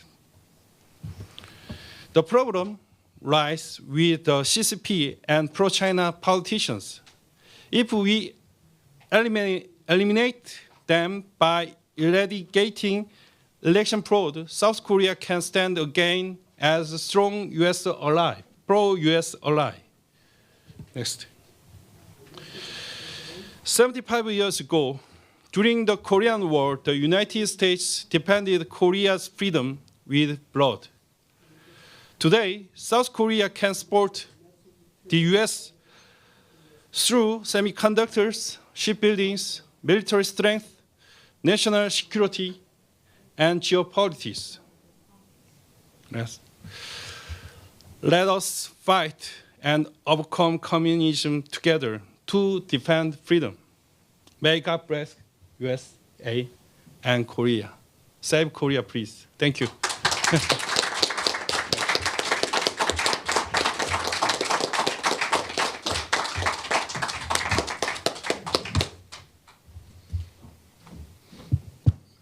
Attorney Park has tied together a number of themes. He's documented the irregularities and what was impossible in the voting on June 3. But I turned back to something he also said. He talked about China. And remember, Ambassador Tan started us off by discussing the Chinese theory of global governance, that they are the only legitimate state in the world. And we see what they are doing in Korea to implement their grand design to take over every place. Thank you, Attorney Park. What we're going to do now is open this up to questions and answers. So please, who wants to be first? So please, if you have a question, please state your name, affiliation, and ask the question, not make a statement. So in interest of time. So name, affiliation, and question. So please raise your hand if you'd like to ask any of the panelists here sitting at the table a question. Right over there. Go up, but yeah, okay. My name is Paul Kim, Korean name is Hyun-Guk Kim, retired pastor. Okay. I was retired pastor I came down this morning from Harrisburg to here. Thank you for doing some of them that Dr. Mortan and Connor Grant Newsom and Mingyong 의원님. I met both in Philadelphia and Dallas, Texas. I'm so glad to meet you again. Now we found many evidences. What's the problem? First of all, we have to know many difficulties comes from many bad persons. Who are the bad persons? Lee Jae-myung and his core group, Korea. That bad persons, their policies are wrong. I call them just like watermelon persons. Watermelon inside is red, outside is green. They are different inside and outside. Inner person and outside person is different. We have to figure out them. So make sure here we all of them. Who are they? They are wrong persons. Wrong persons and the followers of the Satan. What is their character? They are liar. They say some words are true, but it's not different. Inside is wrong. Sir, do you have a question? We have Yes. what I want to ask. Yes. That we have to know that what's the key issues, relationship to Lee Jae-myung administration to China and North Korea. And what should we do for that one? And Lee Jae-myung and his party overcome that Yoon Suk-yeol administration for the, what is 내란죄? What in English that? Installation. Yeah. They are really installation. Colonel Mills, could you answer this question? Well, thank you, Pastor. And what you notice here, and this is something in our report, is the commonality of language and tactics and techniques in South Korea, but also in America. That word insurrectionist, that's no coincidence. And we do identify, and there's reasonable concern, that the U.S. Democrat Party is coordinating with the South Korean Democrat Party. So it's Communist China, it's globalists, and it's the American Democrat Party who want to throw elections because they can't stand populists and conservatives. But a commonality of language, and it's no surprise, not accusing former President Clinton of, but he was suspiciously inside of South Korea. I think it's reasonable to, since we now have established a basis and a predicate for legal and intelligence activities to investigate, we probably need to know what were Americans doing to manipulate the election. But that word insurrectionist has legal meaning inside the U.S. No coincidence it was used in South Korea. Brad, would you like to talk about this as well? Well, certainly, Gordon. Thank you for the opportunity. Pastor, thank you very much indeed for the question. What we're witnessing, of course, is a tremendous danger where, as a result of what North Korea and the Chinese Communist Party was not able to achieve in 1950 to 1953 through bullets, they're attempting to achieve today through fraudulent ballots, through election interference. And we cannot allow what they failed to achieve in the Korean War and after to be achieved through political warfare tactics by the manipulation of electoral processes. It's a global problem, as Ambassador Tan identified at the outset, as Gordon has stressed, and other of my colleagues have stressed as well. And we hope very much indeed that steps that President Trump has taken to call for a special counsel and for investigations in America's electoral history might provide, if you will, a dam breaking and evidence to come forth of manipulation that would be very useful in the South Korean case. The CCP is expert at political warfare. They found that manipulation of causing fraudulent elections, in essence, has been very valuable for them as they expand their power globally. And it's time now to call them out and to put them on the back foot by identifying the means that they're doing that and terminating those means.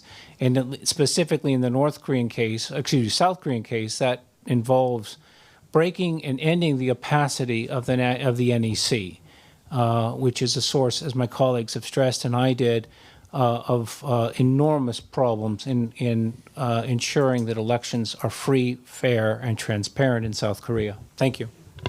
Next question. We'll go with Tae-Hoon Kim. He raised his hand first. So state your name and affiliation and question. Hi, Tae-Hoon Kim. I'm a managing editor at Global StratView and currently a White House correspondent. There are three quick questions, and last question will be directed towards you, Gordon. Thanks for the warning. Thank you. The first two questions are, have there been any communication with the Trump administration since January, or even before possibly? And number two, what are the immediate steps that the Trump administration or any other like-minded governments around the world, as you mentioned, allies, can do on the immediate sense? Let me emphasize that. And then on the third, Gordon, and maybe others on the panel as well who might be an expert on this issue, is that there has been conversations regarding this, for those who are aware, that this is one of China's ways to secure it to the rest of Asia, in East Asia, rest of Asia, including the Indo-Pacific, to secure their eventual takeover to Taiwan. As you know, China is a long-term player in this region. They know that administrations change and mindsets change in the United States. So would you validate that claim, or if you don't, would you care to explain why? And would you also agree that South Korea and Japan are the frontline, the most valuable territories that the CCP can take over in terms of their influence in order to achieve their goal? Thank you. Morris, would you take the first two questions? Sure, and I'd be glad if others want to add their thoughts as well. I think the executive order in regards to the 2020 election and FBI Director Kash Patel's investigation into the election cheating that happened in 2020 in the United States could very well be, and has promised to be, the breaking of a dam where you have a concrete barrier that keeps a whole mass of water, but if you break the dam and all the water comes gushing out, that is what we're looking to happen. President Trump could sure use his team in place in places like South Korea. I think a last-minute Biden plant and deep state leftists are not a substitute for the president having his people in place in South Korea. I think the president is very focused, it seems to me, on countering the malign influence of the Chinese Communist Party. And as he's able to see what is happening here in places like South Korea, in Japan, what may happen in Taiwan and such, as has been very aptly put before, just because nobody is firing weapons doesn't mean that there isn't warfare going on. You have gray zone warfare going on big time right now, and Korea is a huge battleground with respect to that. And so I think the more that is recognized, the more that can be countered. That would be better. If there's a special prosecutor that's named, if there's a commission that's named, if there is an enforcement of U.S. sanctions and UN sanctions against Lee Jae-myung for the $8 million that he sent. I mean, look, his two closest associates when he was governor have already been convicted in South Korea. And to say, oh, he wasn't involved, his two closest associates just did it on their own, I doubt that. I don't think that is true. And it's one thing to have sanctions, it's another thing to enforce them. And I think it would be very important to enforce them and therefore to sanction Lee Jae-myung for breaking U.S. and UN sanctions. Those are a few thoughts. Mr. Min, would you like to talk about South Korea and its allies?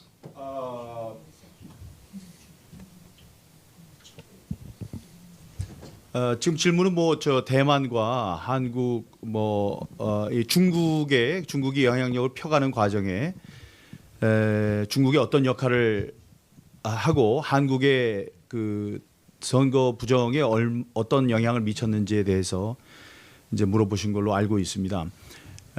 우리가 선거를 하면서 그 안에 그 어느 나라가 부정을 저질렀는지에 대한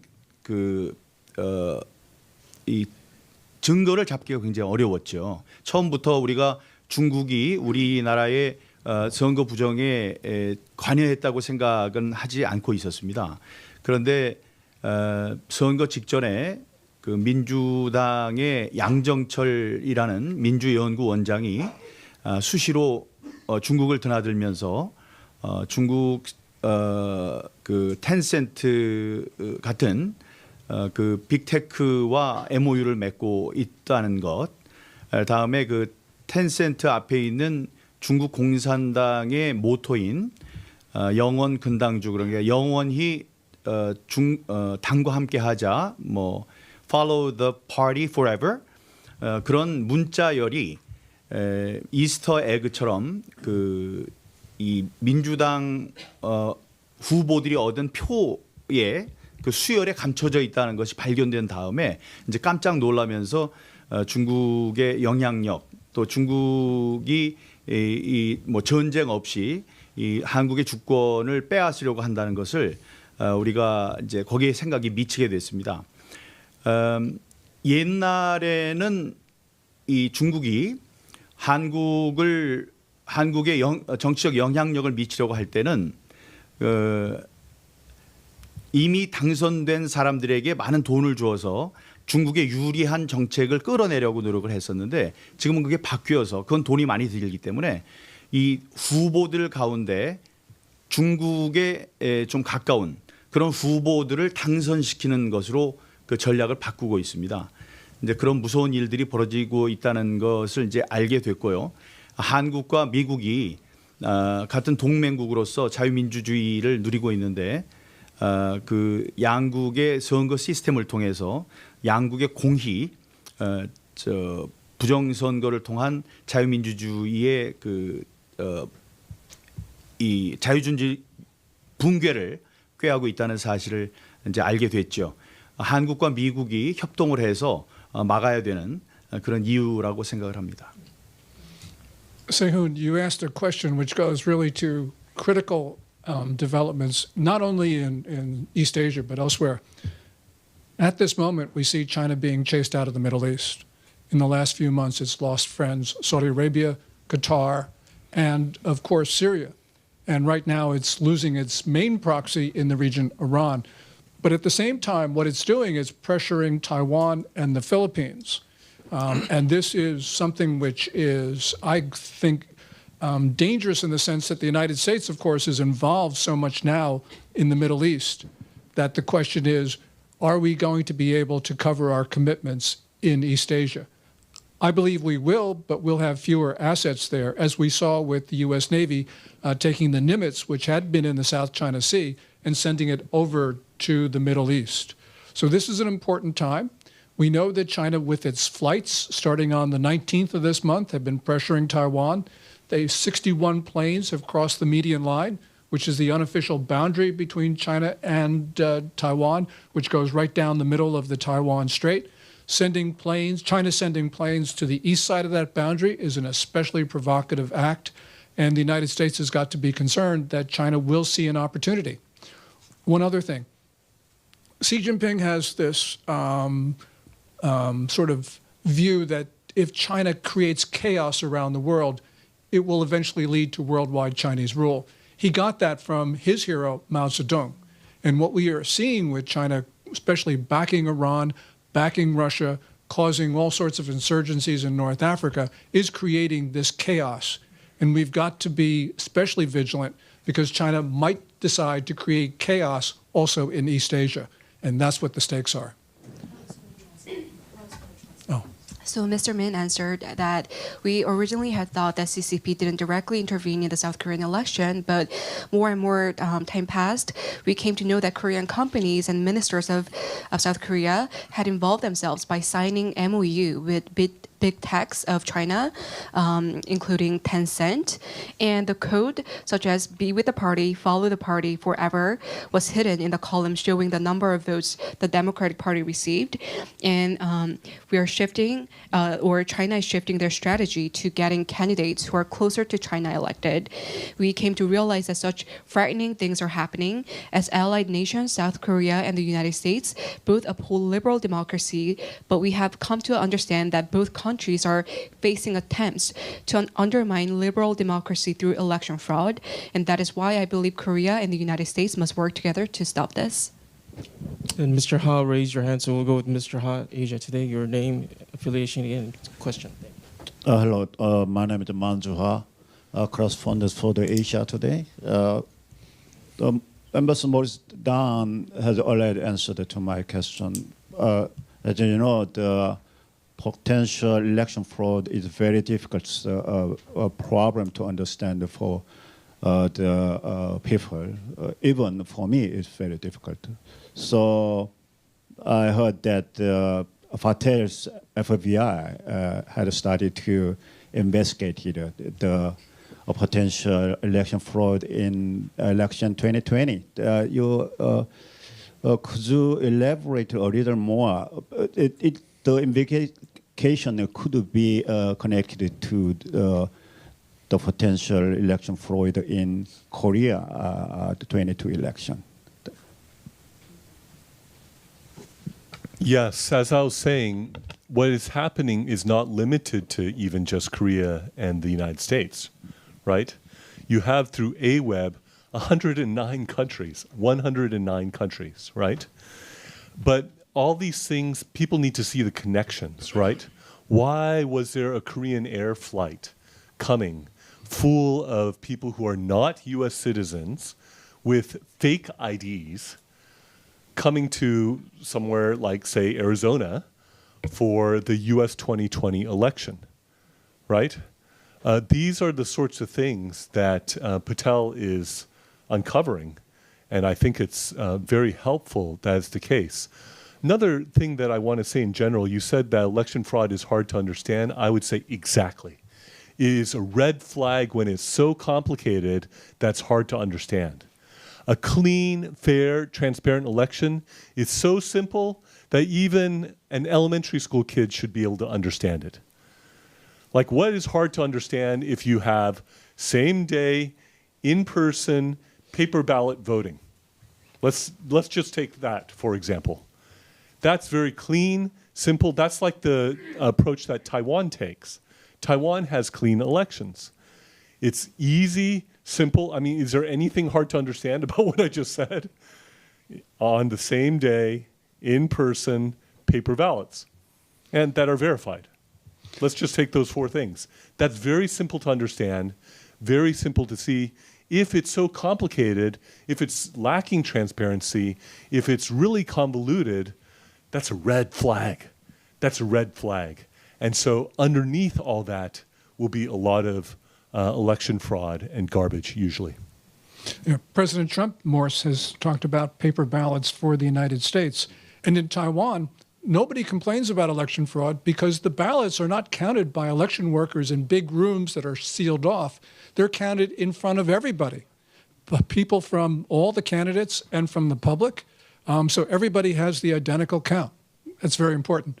Grant, you talked about fraud in the 2020 election in Korea. Do you see the same patterns in 2020 as you saw in 2025? Yes, that's one thing you notice is that the same things that I found in 2020, you saw them in 2022, 2024, and 2025. The same specifics.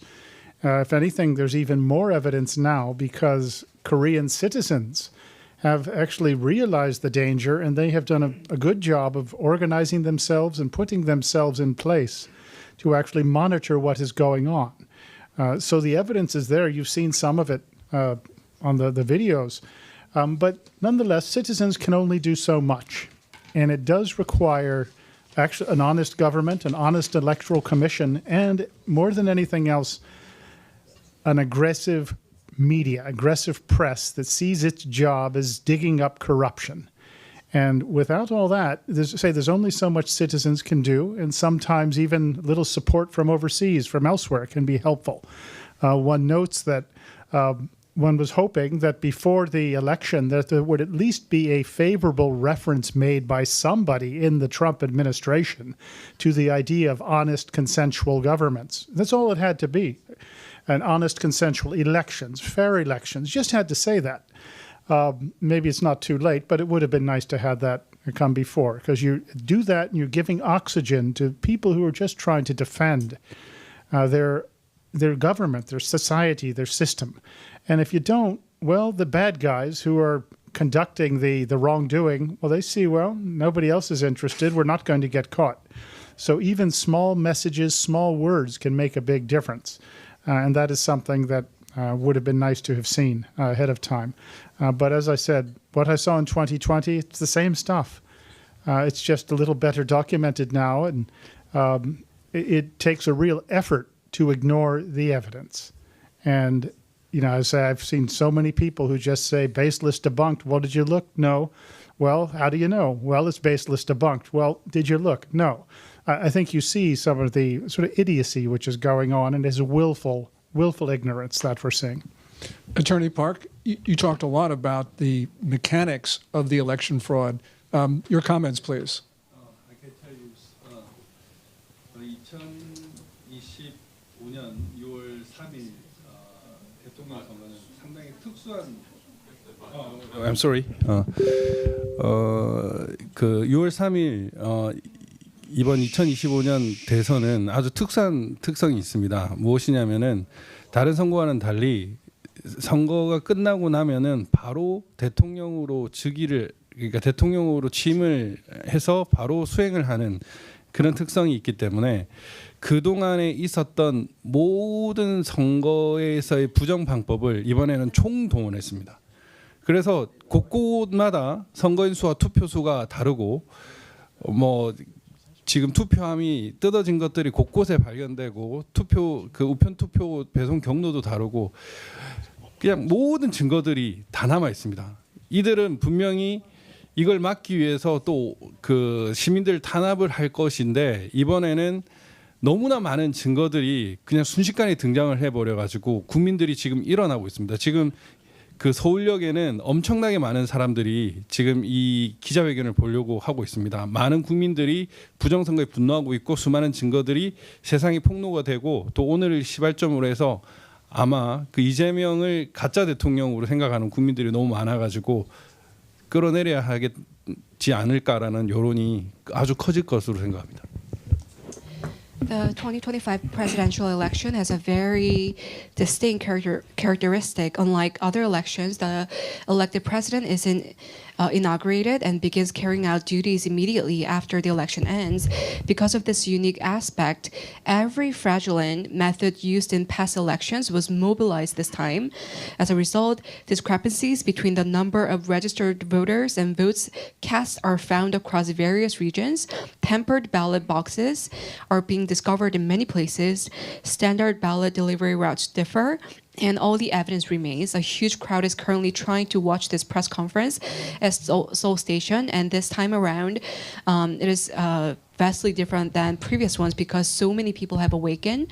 Many citizens are outraged by the election fraud, and countless pieces of evidence are being exposed to the public. Starting with today, I believe public opinion will rapidly grow around the idea that Lee Jae-myung is a fake president and that he must be removed, as so many people already view him that way. 그 하나 더 특징이 있는데 뭐냐면 이번 사전 투표소에 중국인들이 많이 출몰을 했고 사전 투표소에 중국인 관광 버스들이 많이 등장했습니다. 그러니까 이 아까 SKT 위조 신분증 얘기를 했는데 위조 신분증을 통하여 대규모 투표를 하지 않았나 이렇게 생각을 하고 있습니다. And there were many Chinese tourism buses caught just right during the time of election day in South Korea. So we see and we have gathered much evidence for a lot of Chinese people directly involving and intervening this year's election. This is such an important point that Attorney Park made and also Grant made about the involvement of people in their own elections. Got one more question? So we'll take our last question from Mr. Don Kirk. He was at our May 27th Seoul press conference, and he's here at the DC press conference. So thank you very much. Yeah, actually, just got here a few days ago from Korea, as have most of you, I think. These charges of election fraud are getting very little traction in Korea, to be honest. It's not a topic of widespread conversation, despite what you may believe and what you apparently have been led to believe. People are accepting that government. It's there and it's doing its thing. How do you think you can awaken people, or what do you think? Well, even the typical Saturday demonstrations are petered out. There's a pastor, a well-known pastor, who makes these impassioned speeches, but I think people are getting quite tired of him. So how are you going to keep this discussion going, or maybe it will not keep going? What's your outlook for that? Colonel Mills? Yeah, Don, what Korea is going through is a microcosm of what America went through for 4 years. And I'm sorry, Don, that's exactly what we had to do. And it took us 4 years for us to drive the message home, and the American people responded. So I wouldn't take that as, oh, well, people aren't listening. You got a corrupt media in Korea. Sorry, you do. Okay? That's what we had to face in America. But we actually had to change that 10, 15, 20 years ago. That's the challenge. You still have a real captured, controlled legacy media that really works with the government to tamp down any kind of alternative viewpoint. Welcome to our world. That's what we had to do and change. Legacy media is now dead in America, but it's a microcosm of what we had to go through. And we just kept pushing every day. We put our shoulder to the wheel, and we just kept on pushing. Mr. Min. Yes. 그 티핑 포인트가 있을 텐데요. 지금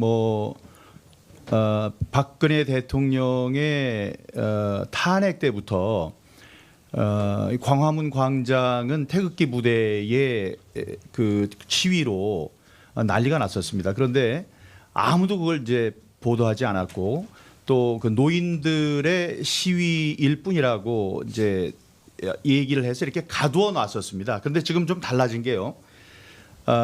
대통령이 부정선거에 대해서 이야기를 하고 대통령이 부정선거를 밝히기 위해서 계엄을 발표를 했습니다. 그래서 많은 사람들이 계몽이 됐고 특히 20대, 30대, 20, 30대 젊은이들이 거기에 가담하기 시작했고 지금 서울역에 이 시간에 서울역에 빡빡한 사람들이 모여서 이 부정선거와 관련한 우리 감시단의 기자회견을 생방송으로 지켜보고 있습니다. 그들은 우리를 가두고 아무 일도 아니라고 얘기를 하고 싶겠지만 지금 이런 분들 세계적으로 부정선거 문제에 정통한 전문가 분들께서 한국을 방문하고 또 미국의 수도 워싱턴에서 이런 기자회견을 여는 것 이런 것은 과거에 볼 수 없었던 일이기 때문에 분명한 돌파구가 마련될 것이라고 저는 믿고 있습니다. I see this as a tipping point. And since the impeachment of Park Geun-hye, Gwanghwamun Square has been in an uproar with protests centered around the taegukgi, which is a Korean flag stage, but no one reported on it, and it was dismissed as just protest by the elderly, effectively silencing it. What's different now is that the president is speaking out about election fraud and has even declared martial law to uncover the truth behind it. And what's different this time is that a lot of young people in their 20s and 30s, they have awakened, and there are so many people at Seoul Station gathered right now, determined, and they're intense and filling up the space to promote and protest for irregularities that they have all witnessed through this election. Don, do you have a quick follow-up? I have a follow-up on a rather different subject. I'm interested in this money that went to North Korea for that Lee Jae-myung, when he was governor, I think, of Gyeonggi Province, somehow got money into North Korea. Is there any follow-up to what's going on about that now? And will he actually wind up having a summit with Kim Jong-un in return for his donation, or I don't know how $8 million, which in comparison to what Kim Dae-jung passed to North Korea is very little. Kim Dae-jung passed 500 million, some as a minimum, probably more like 1 or 2 or 3 billion. But he passed a mere 8 million for starters to North Korea. How is this going to play out? Is this going to bring about a North-South summit? Ambassador Tan. So my understanding is that 8 million was to meet with lower North Korean officials. And so that's what it bought for Lee Jae-myung.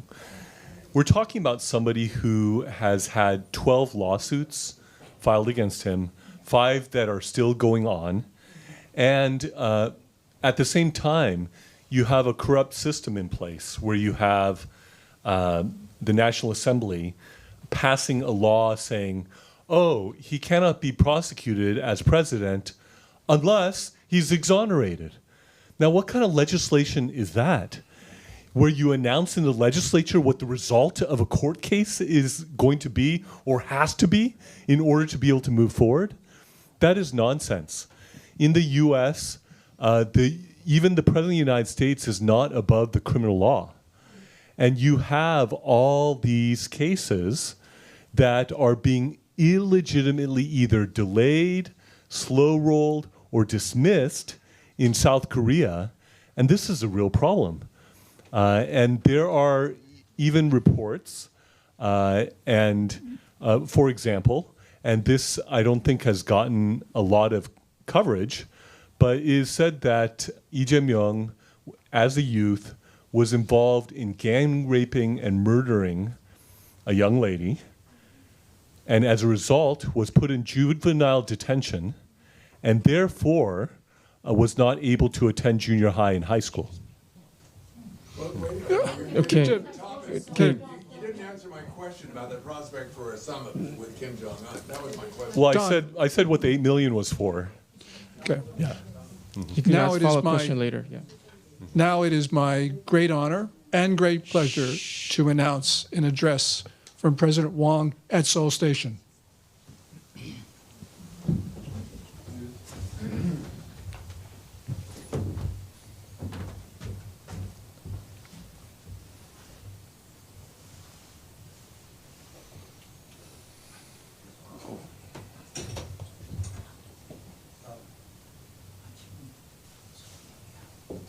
Still! Stop! Stop! Still! Stop! Stop! Still! Stop! Stop! Still! Stop! Stop! Still! Stop! Still! Stop! Still! Stop! Still! Stop! Still! Stop! Still! Stop! Stop! Still! Stop! Stop! Still! Stop! Stop! Stop! Still! Stop!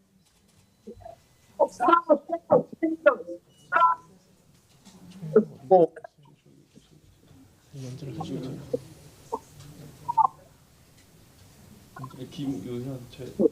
Stop!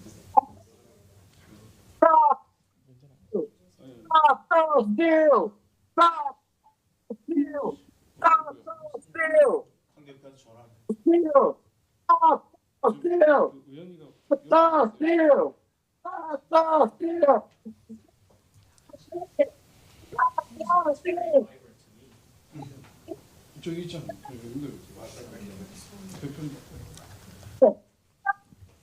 I think they're trying to contact him now.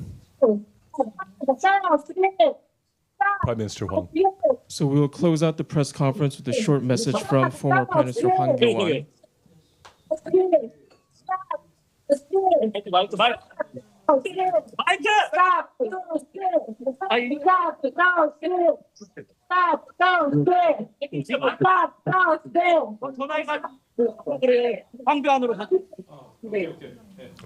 There he is.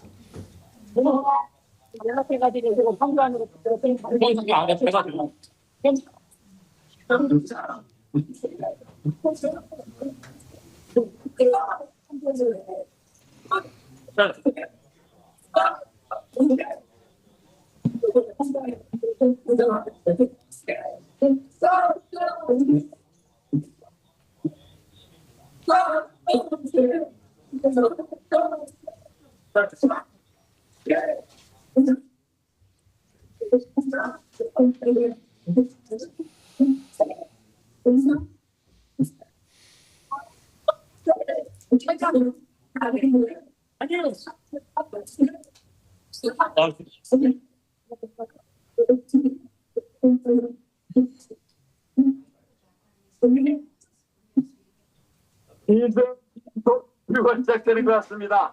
잠깐 조용히 해주시면 좋겠습니다. 황교안입니다.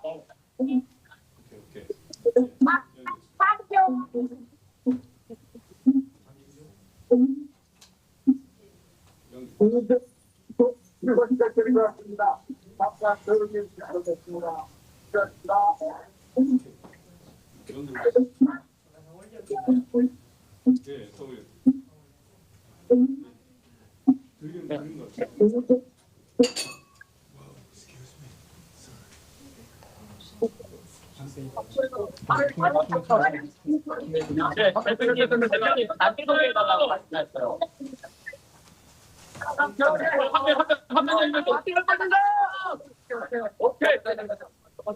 황교안입니다. 제가 말씀을 마무리 짓겠습니다. 황교안 from Seoul Station. Let me wrap up today. 오늘 저는 이 밤이 너무 감격스럽습니다. 한국과 미국이 함께하는 날입니다.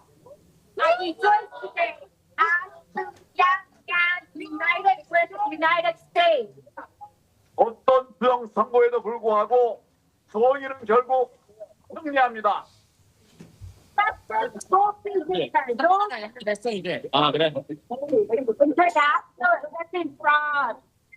그동안은 우리가 여기서 싸웠으나 이제는 미국과 함께 동지들과 함께하게 되었기 때문에 우리는 반드시 승리하게 될 것입니다.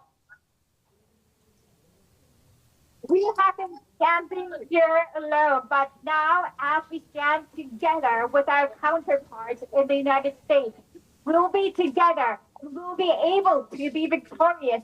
We will win this fight.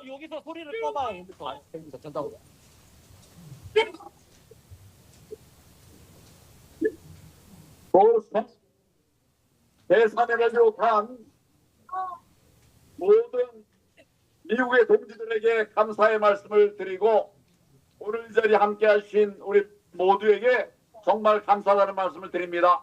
수고 많으셨습니다. I'd like to thank all of you there, including Ambassador Tan. I'd like to give you my heartfelt thanks to you today. Thank you very much.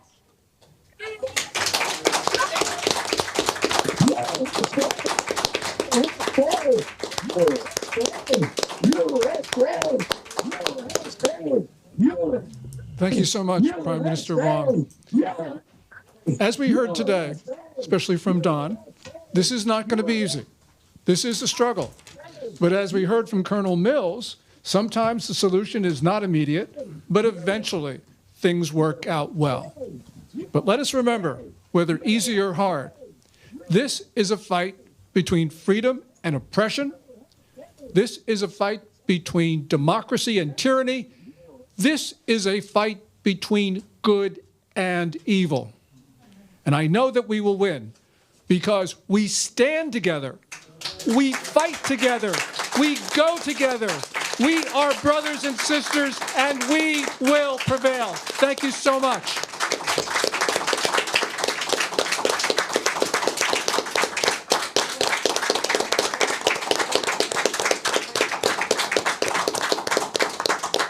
Ladies and gentlemen, this concludes our press conference. Let's give another big round of applause to our panelists. And another round of applause to our moderator, Gordon Chang.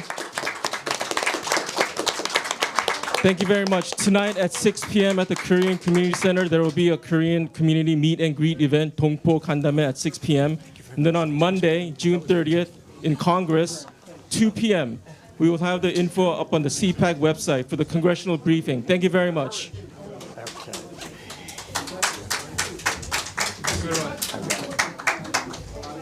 Hey, okay. Thank you. Good job. Thank you. My first English. Thank you, Mr. Park. It was outstanding. Thank you, sir. It was a lot better than my first Korean presentation. Oh, really?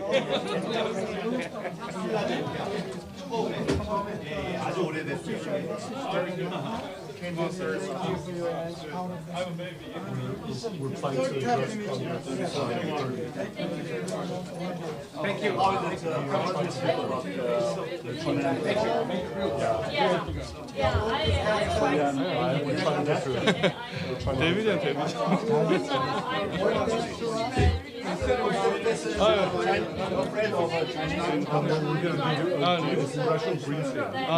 on June 30th.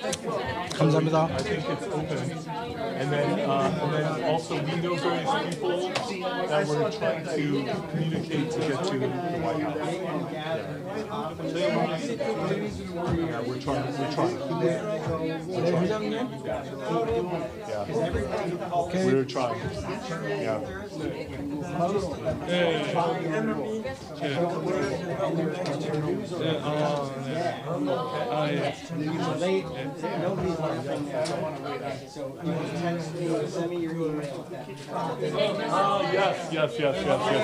Yes. You're welcome. 사진 한번 찍어야 돼.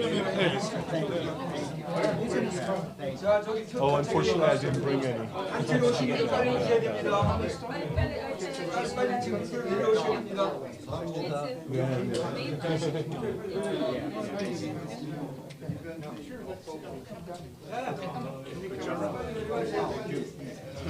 어떻게 싸워?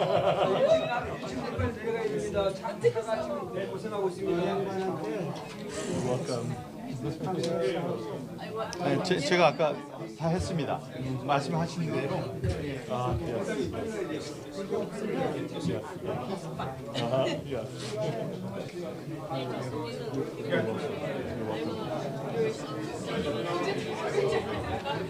Hey, Sehu. No.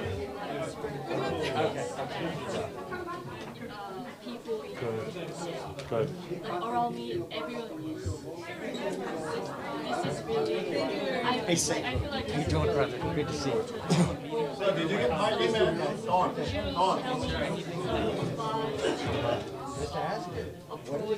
Yeah, do you have this book? Do you want it? Yes. I have a copy already. Oh my gosh, thank you. Yeah. Thank you.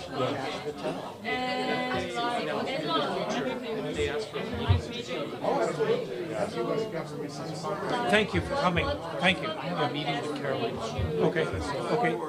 You've got to go, right? So. No, but what I wanted to see is what are some of the points that I can see in this film. I mean, I took a few photos and videos, but I just want to be able to tell. Yeah. I might be able to get this to Communicate. Stephen Chung. Try to dispel lies with the truth. Security. Take And this try to to let take more this people to know. Here. Using Here you go. media or social media. So the executive summary is another way. right here. as well. Yeah.